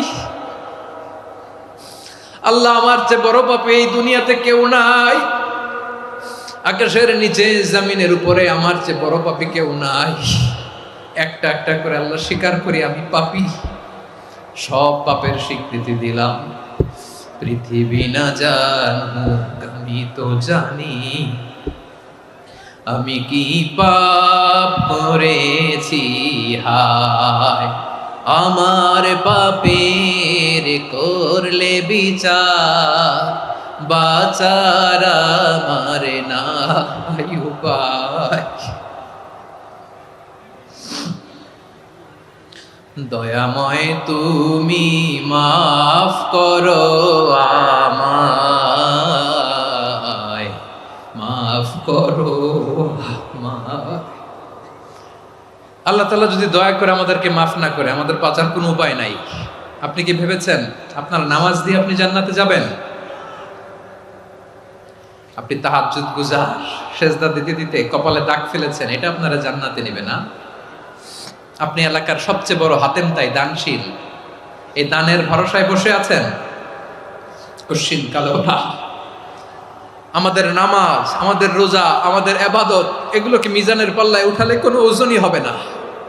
তবে আমাদের একটা কৌশল জানা আছে, আমরা আল্লাহর রহমতের ভিখারি। আমরা সেদিন আগেই গুনার স্বীকৃতি দিয়ে দেব। আমরা বলবো, আল্লাহ তুমি প্রশ্ন করার আগে তোমার একটা কথা বলি, আমারে কিছু জিজ্ঞেস করো না, আমি সব করেছি। এমন কোন পাপ নাই যে পাপ আমারে দিয়ে হয় নাই। তোমার রহমত দিয়ে তুমি জান্নাতে পাঠাবা, তোমার দয়ায় জান্নাতে যেতে চাই, আমল দিয়ে না। পারবেন বলতে? কিয়ামতের দিন আমরা বলবো, আল্লাহ আমার আমল দিয়ে জান্নাত চাই না, আমি তোমার দয়া দিয়ে জান্নাত চাই। তোমার দয়া ছাড়া আমার কোনো উপায় নাই। কারণ আল্লাহ যদি বিচার করে, বাঁচার কারো উপায় নাই। আল্লাহ যদি বলে ফেলেন তুই এটা করলি কেন, ওখানে গেলি কেন, কোরআনে 1000 বার নিষেধ করলাম তারপরেও এই পাপে জড়ালি কেন, এরকম প্রশ্ন ছুড়ে দিলে আমার উত্তর আছে? বাঁচার কোনো উপায় আছে? রোজ হাসরে হে আল্লাহ আমার করোনা বিচার, আল্লাহ করোনা বিচার। বিচার চাহি না তব দয়া চাই, এ গুনাহগার, আল্লাহ করোনা বিচার। আপনার আমল দিয়ে জান্নাতে যাবেন? কি দিয়ে যাবেন? আল্লাহর দয়া দিয়ে। আল্লাহর রহম আর দয়া ছাড়া কেউ জান্নাতের চেহারাও দেখতে পাবে না। আমার প্রিয় ভাইরা, এই দোয়া আল্লাহর কাছে পছন্দনীয় হওয়ার কারণ 3টা। দোয়ার প্রথম অংশে আছে তাওহীদ, আল্লাহর একত্ববাদের ঘোষণা। এই দোয়ার দ্বিতীয় অংশ আছে তাসবিহ, আল্লাহর প্রশংসা সূচক বাণী। এই দোয়ার 3 নাম্বার অংশ পাপের স্বীকৃতি। তাহলে আমরা সবাই গুনাহগার। আমরা আল্লাহর কাছে পাপের স্বীকৃতি দিয়ে বলবো, ও আল্লাহ ইন্নী কুনতু মিনাজ জালিমিন, আমরা জুলুম করেছি, পাপ করেছি, অন্যায় করেছি, আল্লাহ বুঝতে পারি নাই, শয়তানের ওয়াসওয়াসায় পড়ে, বন্ধুর পাল্লায় পড়ে, নফসের খায়েশ মিটাতে যে আল্লাহ করে ফেলেছি। তুমি গুনাহ না মাফ না করলে আমাদের গুনাহ মাফ করার দ্বিতীয় কেউ নাই। ঠিক কিনা বলেন? এভাবে অনুতপ্ত হয়ে যদি আল্লাহর কাছে দোয়া করেন, দেয়ালে পিঠ থেকে গেছে, কোনো রাস্তা নাই বের হওয়ার, ওই মুহূর্তেও আপনাকে বিপদ থেকে উদ্ধার করবে কে? বিশ্বনবী চরম বিপদে পড়লে 2টা দোয়া পড়তেন। প্রথম হলো এটা, লা ইলাহা ইল্লা আনতা সুবহানাকা ইন্নী কুনতু মিনাল জালিমিন। এই দোয়াটা আমরা বেশি বেশি পড়ব প্রিয় ভাইরা। রাজি আছেন? সবাই আওয়াজ করে পড়ুন ইনশাআল্লাহ। আমার প্রিয় ভাইয়েরা, বিপদে পড়লে বিশ্বনবী আরো একটা দোয়া পড়তেন, লা ইলাহা ইল্লাল্লাহুল আযীমুল হালিম, লা ইলাহা ইল্লাল্লাহু রাব্বুল আরশিল আযীম, লা ইলাহা ইল্লাল্লাহু রাব্বুস সামাওয়াতি ওয়াল আরদি ওয়া রাব্বুল আরশিল কারীম। এই যে বললাম, রেকর্ড হয়ে গেছে। এখন তো আর ইনস্ট্যান্ট মুখস্থ না হলো, পরে মুখস্থ করে নেবেন। আল্লাহ ছাড়া কোনো উপাস্য নাই, তিনি সুমহান, মহা সহিষ্ণু। আল্লাহ ছাড়া কোনো উপাস্য নাই, তিনি সুমহান, আরশের অধিপতি। আল্লাহ ছাড়া কোনো উপাস্য নাই, তিনি আকাশের মালিক, জমিনের মালিক, তিনি সুবিশাল আরশের অধিপতি। সুবহানাল্লাহ পড়েন। এই দোয়াটা কেউ যদি পড়ে যদি এর ওসিলা করে দোয়া করে, তাকে বিপদ থেকে মুক্তি দেয় কে? মনে থাকবে আপনাদের? তাহলে বিপদের প্রথম ধাক্কায় কি যেন পড়তে হয়? ইন্না লিল্লাহ। তারপরে কি বলে আল্লাহর কাছে নিজেকে সঁপে দিতে হয়? দেয়ালে পিঠ থেকে গেলে লা ইলাহা ইল্লা আনতা সুবহানাকা ইন্নী কুনতু মিনাজ জালিমিন। 2 নম্বর হচ্ছে লা ইলাহা ইল্লাল্লাহুল আযীমুল হালিম, লা ইলাহা ইল্লাল্লাহু রাব্বুল আরশিল আযীম, লা ইলাহা ইল্লাল্লাহু রাব্বুস সামাওয়াতি ওয়াল আরদি ওয়া রাব্বুল আরশিল কারীম। মনে থাকবে? ইনশাআল্লাহ বলেন সবাই, আওয়াজ করে সবাই ইনশাআল্লাহ। অনেক সময় এমন হয়, হঠাৎ বিপদের সম্মুখীন হই আমরা, রেডি হয়ে বের হইছে অফিসে, হঠাৎ অ্যাক্সিডেন্টে পড়ে যাই, হঠাৎ পেটের ব্যথায় অজ্ঞান, এরকম হয় না? আপনাদের হয় না? বিষ্ণু ইসলাম বলেন, আকস্মিক দুর্ঘটনার বিপদ থেকে যদি কেউ বাঁচতে চায়, সকাল সন্ধ্যা যেন প্রত্যেকে এই দোয়াটা পড়ে, সকালে যদি 3 বার পড়ে সন্ধ্যা পর্যন্ত হঠাৎ হঠাৎ বিপদ থেকে সে রক্ষা পাবে। To be protected from sudden calamity, sudden disaster, sudden calamity, হঠাৎ বিপদ, হঠাৎ ভয়ঙ্কর কোনো আকস্মিক বিপদ থেকে আল্লাহ বাঁচায় দেবে। সকালে পড়লে সন্ধ্যা পর্যন্ত প্রোটেক্টেড, সন্ধ্যাবেলায় যদি 3 বার পরে সকাল পর্যন্ত প্রোটেক্টেড। সুবহানাল্লাহ পড়ে। দোয়াটা কি? দোয়াটা হচ্ছে বিসমিল্লাহিল্লাযী লা ইয়াদুররু মা'a ইসমিহি শাইউন ফিল আরদি ওয়ালা ফিস সামাই ওয়া হুয়াস সামিউল আলিম। ছোট না? অনেক ছোট, মুখস্থ করবেন। বিসমিল্লাহিল্লাযী লা ইয়াদুররু মা'a ইসমিহি শাইউন ফিল আরদি ওয়ালা ফিস সামা। ওই আল্লাহর নাম নিচ্ছি যে আল্লাহর নামের বরকতে আকাশ জমিনের কোনো কিছু কারো কোনো ক্ষতি সাধন করতে পারে না। তিনি সর্বশ্রোতা, সর্বজ্ঞ। সুবহানাল্লাহ পড়েন। পড়বেন এই দোয়াটা, বিসমিল্লাহিল্লাযী লা ইয়াদুররু মা'a ইসমিহি শাইউন ফিল আরদি ওয়ালা ফিস সামাই ওয়া হুয়াস সামিউল আলিম। ফজরের পরে 3 বার, মাগরিবের পরে 3 বার যদি কেউ পড়ে প্রোটেক্টেড, যে কোনো হঠাৎ বিপদ থেকে প্রোটেক্টেড। প্রোটেক্ট করেন কে? ওই আল্লাহর নাম নিচ্ছি যে আল্লাহর নামের ওসিলায় আকাশ জমিনের কোনো কিছু কোনো ক্ষতি করতে পারে না। সুবহানাল্লাহ পড়েন। আচ্ছা, এবার আমাদের জীবনে দুশ্চিন্তা আছে না নাই বলেন?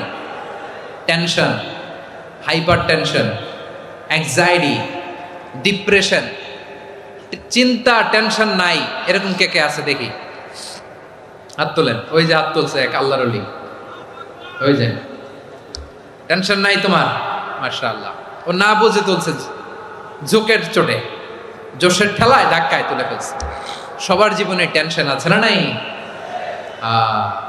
এই দুশ্চিন্তা, পেরেশানি, মারাত্মক পেরেশানি থেকে মুক্তি পাওয়ার জন্য বিষ্ণু ইসলাম 2টো দোয়া পড়তেন। কয়টা?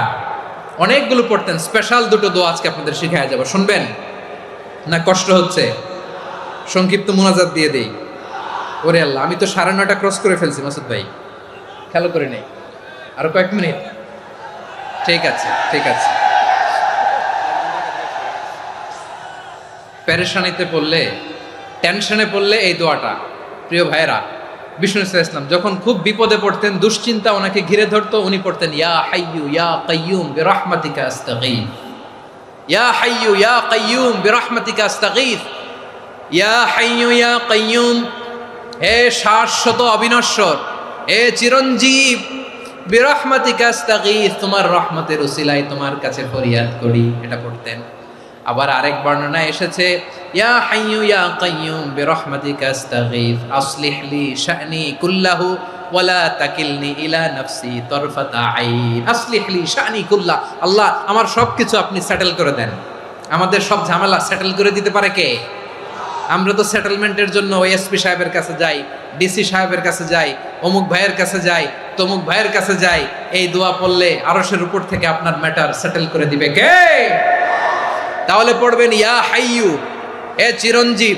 হাইয়ু মানে চিরঞ্জীব, যিনি চিরকাল বেঁচে থাকবেন, মরবেন না। আল্লাহ মরবেন?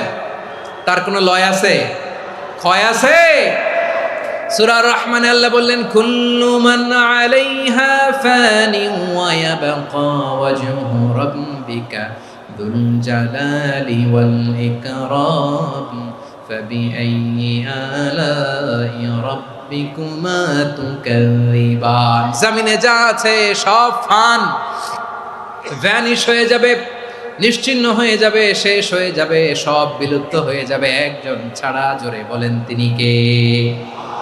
ইয়া হাইয়ু। আমার সাথে আওয়াজ করে পড়েন ইয়া হাইয়ু ইয়া কাইয়ুম ইয়া হাইয়ু ইয়া কাইয়ুম বিরহমাতিকা আস্তাগীথ আসলিহ লি শা'নি কুল্লা ওয়ালা তাকিলনি ইলা নাফসি তারফাতা আইন। এভাবে দোয়া করলে আপনাকে বিপদ মুক্ত করবে কে? এই দোয়াটা কেন পছন্দ আল্লাহর কাছে?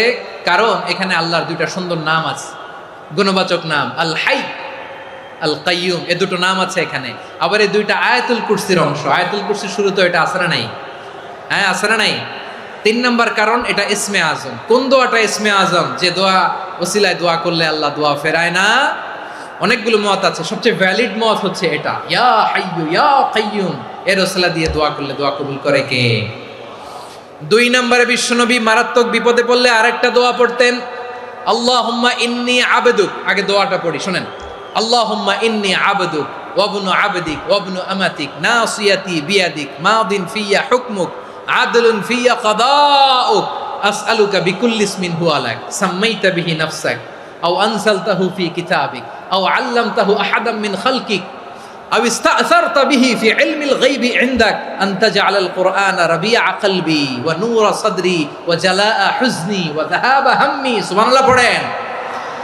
বিশ্বনবী বলতেন, আল্লাহুম্মা ইন্নী আবদুক, ও আল্লাহ আমি আপনার গোলাম, ওয়াবনু আবদিক, গোলামের ঘরের গোলাম, ওয়াবনু আমাতিক, বাদির ঘরের গোলাম। মানে আল্লাহ আমি আপনার গোলাম, আমার বাবা আব্দুল্লাহ ছিল আপনার গোলাম, আমার মা আমিনা ছিল আপনার বাদী। মানে আমরা গোলাম বংশের, সব গোলাম। নিজেরে এর চেয়ে আর ছোট করে আল্লাহর কাছে উপস্থাপন করা যায় আমার ভাইরা? কথা কি বুঝতেছেন? নিজেকে এর চাইতে ছোট, নগণ্য আর তুচ্ছ করে আল্লাহর সাথে প্রেজেন্ট করা যায়?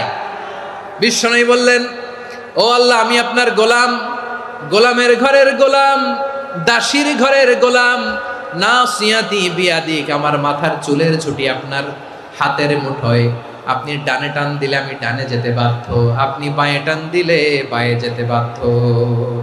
সুবহানাল্লাহ বলেন। পিছনে দু একজন ভাই দাঁড়ালেন কেন?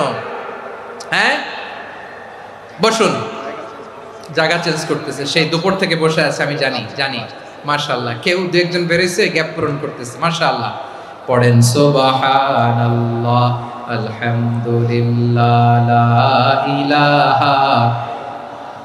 লা ইলাহা ইল্লাল্লাহ মুহাম্মাদুর রাসূলুল্লাহ সাল্লাল্লাহু আলাইহি ওয়াসাল্লাম। বিশ্বনবী বললেন, আল্লাহ আমার মাথার চুলের ঝুঁটি আপনার হাতের মুঠোয়। আচ্ছা, এইভাবে কাকে ধরা হয়? যে খুব ছোট, ঠিক কি না? নিজেকে কত ছোট করলেন বিশ্বনবী। ও আল্লাহ আমার মাথার চুলের ঝুঁটি আপনার হাতের মুঠোয়, আপনি ডানে টানলে আমি ডানে যাব, বাঁয়ে টানলে বাঁয়ে যাব। আল্লাহ আসআলুকা বিকুল্লি ইসমিন হুয়া লাক নাসিয়াতি বিয়াদিক মাদিন ফিয়া হুকমুক, আপনার নির্দেশ আমার উপর কার্যকর হবেই হবে। আদলুন ফিয়া কাদাউক, আপনার ফয়সালা, যেই ফয়সালাই আপনি আমার জন্য করেন এটাই ইনসাফ। সুবহানাল্লাহ বলেন। আমরা আল্লাহর ফয়সালায় সন্তুষ্ট হতে চাই না। কত কমপ্লেইন, আল্লাহ তুমি এটা দিলা না, ওইটা পাইলাম না, ওইটা হইল না রে, এরকম অভিযোগ, কমপ্লেইন আমাদের আছে না নাই? আর বিশ্বনবী বলতেন, আদলুন ফিয়া কাদাউক, আল্লাহ আমার জন্য তোমার যেটা ফয়সালা এটাই সবচেয়ে শ্রেষ্ঠ ইনসাফ, এর চেয়ে ইনসাফ আর হতে পারে? এভাবে কায়মান বাক্যে আল্লাহর কাছে বিশ্বনবী দোয়া করতেন। এরপরে বিশ্বনবী বললেন, আল্লাহ তোমার যত নাম আছে সব নামের ওসিলায় দোয়া করি, যে নাম তুমি আমাদেরকে জানিয়েছো, যে নাম তুমি আমাদেরকে জানাও নাই, যে নাম তুমি কোরআনে নাজিল করেছো, যে নাম নাজিল করো নাই, যে নাম শুধু নবীদেরকে জানিয়েছো। আর আল্লাহর এমন কিছু চমৎকার চমৎকার সুন্দর সুন্দর নাম আছে, এই নামগুলো রব্বুল আলামিন কাউকে জানাবে না। সুবহানাল্লাহ বলেন। আমরা তো 99 নাম জানি, 100 নাম জানি আল্লাহ, কিন্তু আল্লাহর এমনও কিছু নাম আছে যেগুলো আল্লাহ বিশ্বনবীরও জানায় নাই। এগুলো আল্লাহ ইলমুল গায়বে রেখে দিয়েছেন। দোয়ার সময় বলবেন, আল্লাহ তোমার যেই নামগুলো জানি, যেগুলো জানি না, যেগুলো কোরআনে আছে, যেগুলো নাই, যেগুলো নবীরে খাস ভাবে জানাইছো ওগুলোর উসিলায়, যেগুলো কোনোদিন জানাবাও না তোমার ওই নামের উসিলাও তোমার কাছে চাই। আল্লাহ কোরআনকে আমার হৃদয়ের বসন্ত বানাও, আমার বক্ষের জ্যোতি বানাও, আমার চিন্তা দুশ্চিন্তা তুমি দূর করে দাও। বিশ্বনবী বললেন, এই কালিমাগুলো, এই বাক্যগুলো পড়ে যদি কেউ আল্লাহর কাছে ফরিয়াদ করে, তার হৃদয় থেকে দুশ্চিন্তা কাটিয়ে দিবে কে? পড়বেন, এই দোয়াগুলো পড়বেন। আচ্ছা, সব শেষে বলি, ঋণের বোঝায় যারা জর্জরিত, বিষ্ণু ইসলাম চমৎকার একটা দোয়া শিখিয়েছেন। আমাদের অনেকে ঋণের বোঝায় জর্জরিত, আছে না নাই? এদিকে কেউ আছেন? থাকলে হাত তোলার দরকার নেই, থাকলে এই দোয়াটা পড়বেন। এক সাহাবীর নাম আবু উমামা, নামাজের ওয়াক্ত ছাড়া উনি মসজিদে যেয়ে বসে আছে। বিশ্বনবী বললেন, কিরে আবু উমামা, নামাজের তো ওয়াক্ত হয় নাই, মসজিদে কি? সাহাবী বলে, হুমুমুন লাজিমাতনি ওয়া দুয়ুন, নবী গো ঋণের বোঝায় এমন টেনশনে আছি, ঘরে থাকতে পারলাম না, মসজিদে চলে আসছে। বিশ্বনবী বলেন, আমি কি তোমার এমন একটা দোয়া শিখাবো যেটা পড়লে আল্লাহ তাআলা তোমার ঋণের বোঝা হালকা করে দিবে? আবু উমামা বললেন, ইয়া রাসূলুল্লাহ, অবশ্যই শিখাবেন। বিশ্বনবী বললেন, তাহলে তুমি পড়বা, আল্লাহুম্মা ইন্নী আউযু বিকা মিনাল হাম্মি ওয়াল হাযান ওয়া আউযু বিকা মিনাল জুবনি ওয়াল বুখল ওয়া আউযু বিকা মিন গালাবাতিদ দাইনি ওয়া কাহরির রিজাল। ও আল্লাহ, তোমার কাছ থেকে দুশ্চিন্তা থেকে পানা চাই, কৃপণতা, ভীরুতা, অলসতা, কার্পণ্যতা, এই সব কিছু থেকে, মানুষের কঠোরতা, আমার উপর মানুষের আধিপত্য এবং ঋণের বোঝা থেকে পানা চাই। এই দোয়াটা যখন বিশ্বনবী শিখাই দিলেন, আবু মামা বারবার এই দোয়া পড়ে, আল্লাহুম্মা ইন্নী আউযু বিকা মিনাল হাম্মি ওয়াল হাযান ওয়া আউযু বিকা মিনাল আজজি ওয়াল কাসাল ওয়া আউযু বিকা মিনাল জুবনি ওয়াল বুখল ওয়া আউযু বিকা মিন গালাবাতিদ দাইনি ওয়া কাহরির রিজাল। আবু মামা বলে এই দোয়া আমি পড়তে লাগলাম। কিছুদিন পরে দেখা গেল বিশ্বনবীর শেখানো এই দোয়ার বদৌলতে আল্লাহ তাআলা আমার সব ঋণ পরিশোধের ব্যবস্থা করে দিয়েছেন। পড়বেন। আমার প্রিয় পটুয়াখালীর ভাইয়েরা, বিশ্বনবীর জামাতা সাইয়্যিদিনা আলী রাদিয়াল্লাহু তাআলা আনহুর কাছে এক লোক এসে বলে, হে আলী, ঋণের বোঝায় আমি জর্জরিত, আমার কিছু অর্থ দিয়ে সাহায্য করো। সাইয়্যিদিনা আলী রাদিয়াল্লাহু তাআলা আনহু বললেন, আমি কি তোমার এমন একটা দোয়া শিখাবো যেটা বিশ্বনবী আমাদের শিখিয়েছেন? এই দোয়া যদি তুমি পড়ো, লাউ কানা আলাইকা মিসলু জাবালিন কাবীরিন দাইনান আব্দুল্লাহু আনকা, পাহাড় পরিমাণও যদি ঋণের বোঝা হয়, আল্লাহ এটা পরিশোধের ব্যবস্থা করে দিবেন। ছোট্ট একটা দোয়া বিশ্বনবী শিখালেন, বললেন তুমি পড়বা, আল্লাহুম্মা কফিনি বিহালালিকা আন হারামিকা ওয়া আগনিনি বিফাদলিকা আম্মান সিওয়াক। মুখস্থ আছে? হ্যাঁ আছে। আল্লাহুম্মা কফিনি বিহালালিকা আন হারামিক, আল্লাহ তোমার হালাল দিয়ে আমাকে পরিতুষ্ট করো, হারাম থেকে বাঁচিয়ে রাখো, আর তোমার অনুগ্রহে মানুষের মুখাপেক্ষী যেন আমি না হই, আমি যেন সবসময় তোমার মুখাপেক্ষী হয়, ওই তৌফিক দিও। সুবহানাল্লাহ পড়েন। এই দোয়া বেশি বেশি পড়লে ঋণের বোঝা হালকা করে দিবে কে? তাহলে প্রিয় ভাইয়েরা, বিপদে পড়লেই প্রথমে কি পড়বেন? পটুয়াখালী ভুইলা গেছে। বিপদে পড়লেই প্রথমে ইন্না লিল্লাহ কি বলে নিজেকে আল্লাহর কাছে সঁপে দিতে হয়? হাসবুনাল্লাহ। চরম বিপদে দেয়ালে পিঠ থেকে গেছে, তখন লা ইলাহা ইল্লা আনতা সুবহানাকা ইন্নী কুনতু মিনাজ জালিমিন। এরপরে লা ইলাহা ইল্লাল্লাহুল আযীমুল হালিম, এই দোয়া। আকস্মিক বিপদ, হঠাৎ যেন কোনো বিপদ আমাকে পেয়ে না বসে, এটার জন্য বিসমিল্লাহিল্লাযী লা ইয়াদুররু মা ইসমিহি শাইউন ফিল আরদি ওয়ালা ফিস সামাই ওয়া হুয়াস সামিউল আলিম। সকালে 3 বার, রাতে 3 বার। আর মারাত্মক tension, hyper tension, anxiety, depression থেকে বাঁচার জন্য 2 দোয়া, ইয়া হাইয়্যু ইয়া কাইয়্যুম, ইয়া হাইয়্যু ইয়া কাইয়্যুম, মনে থাকবে? আর আল্লাহুম্মা ইন্নী আবদুক, এই দোয়া। ঋণ থেকে বাঁচার জন্য 2 দোয়া, আল্লাহুম্মা ইন্নী আউযু বিকা মিনাল হাম্মি ওয়াল হাযান, এটা। আর আল্লাহুম্মা কফিনি বিহালালিকা আন হারামিকা ওয়া আগনিনি বিফাদলিকা আম্মান সিওয়াক। আর সব সময় পড়ার জন্য একটা আমল দিয়ে যাই, উঠতে বসতে, অফিসে যাচ্ছেন, অফিস থেকে ফিরতেছেন, বসে আছেন, শুয়ে আছেন, ছোট্ট এক শব্দে আমরা যেন বেশি বেশি পড়ি আস্তাগফিরুল্লাহ। আওয়াজ করে আমার সাথে পড়ুন, আস্তাগফিরুল্লাহ। আবার পড়ুন, আস্তাগফিরুল্লাহ। আল্লাহ রাসূল সাল্লাল্লাহু আলাইহি ওয়াসাল্লাম বলেন, মান লাজিমাল ইস্তিগফার, যে সব সময় এরকম ইস্তিগফারের সাথে লেগে থাকে, জাআলাল্লাহু লাহু মিন কুল্লি যিকিন মাখরাজা, আল্লাহ তাআলা তাকে কোনো বিপদে আটকান না, সে জীবনে আটকাবে না, যে কোনো বিপদে আল্লাহ তার রাস্তা বের করে দিবেন। Way out, you will get a way out and solution. সুবহানাল্লাহ। ওয়া মিন কুল্লি হাম্মিন ফারাজা, দুশ্চিন্তা মুক্ত হবে। ওয়ায়ারযুকহু মিন হাইসু লা ইয়াহতাসিব, এমন জায়গা থেকে আল্লাহ রিজিকের বন্দোবস্ত করবে যেটা সে কল্পনাও করে না। আওয়াজ করে পড়েন সুবহানাল্লাহ। তাহলে মনে থাকবে আস্তাগফিরুল্লাহর কথা। সব শেষ কথা বলবো, সব শেষ আমার প্রিয় ভাইয়েরা। এটা গেল নিজের বিপদ। কিসের বিপদ? নিজে যদি বিপদে পড়েন। অন্যের বিপদ যদি দেখেন, এটার জন্য একটা দোয়া আছে। অনেক সময় আমরা দেখি হাসপাতালে ক্যান্সারের 3rd স্টেজে চলে গেছে, লোকটা হ্যাংলা হয়ে, চিকন হয়ে, হায়রে কি কষ্ট পায়, দেখি না? বিষ্ণু বলে, একটা দোয়া যদি কেউ অন্যের কোনো বিপদ দেখে পড়ে, ওই বিপদ তার জীবনে কখনো আসবে না। শুনবেন? শোনার আগ্রহ আছে?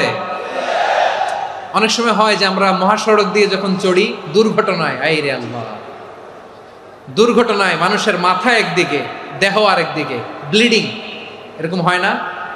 আল্লাহ তুমি হেফাজত করো। বিশ্বনবী বলেন, এই দুর্ঘটনা দেখে কেউ যদি এই দোয়াটা পড়ে, তার জীবনে সে কোনোদিন এরকম অ্যাক্সিডেন্টের সম্মুখীন হবে না।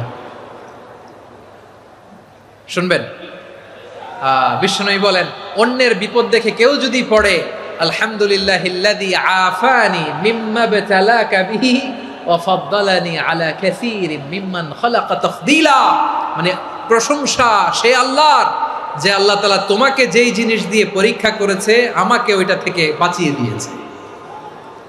তোমাকে আল্লাহ যেই বিপদে ফেলেছে আমাকে ওই বিপদ থেকে তিনি মুক্ত রেখেছে, আর তার অনেক সৃষ্টির উপর আমাকে তিনি প্রাধান্য দিয়েছে। সুবহানাল্লাহ পড়েন।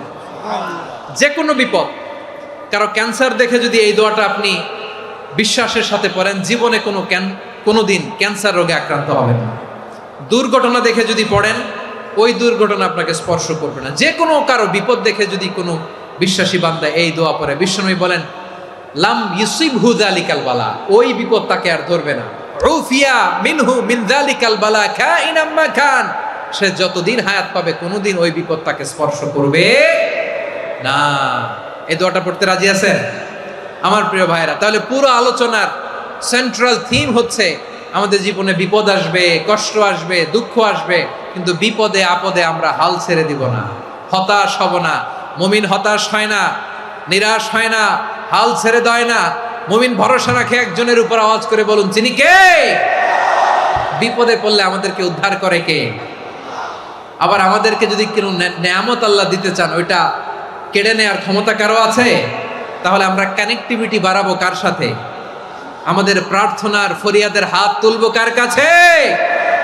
রাজি আছেন পটুয়াখালীর ভাইয়েরা? মনে থাকবে কথাগুলো? আল্লাহ তাআলা আমাদের সবাইকে কথাগুলো বোঝার ও আমল করার তৌফিক দান করুন।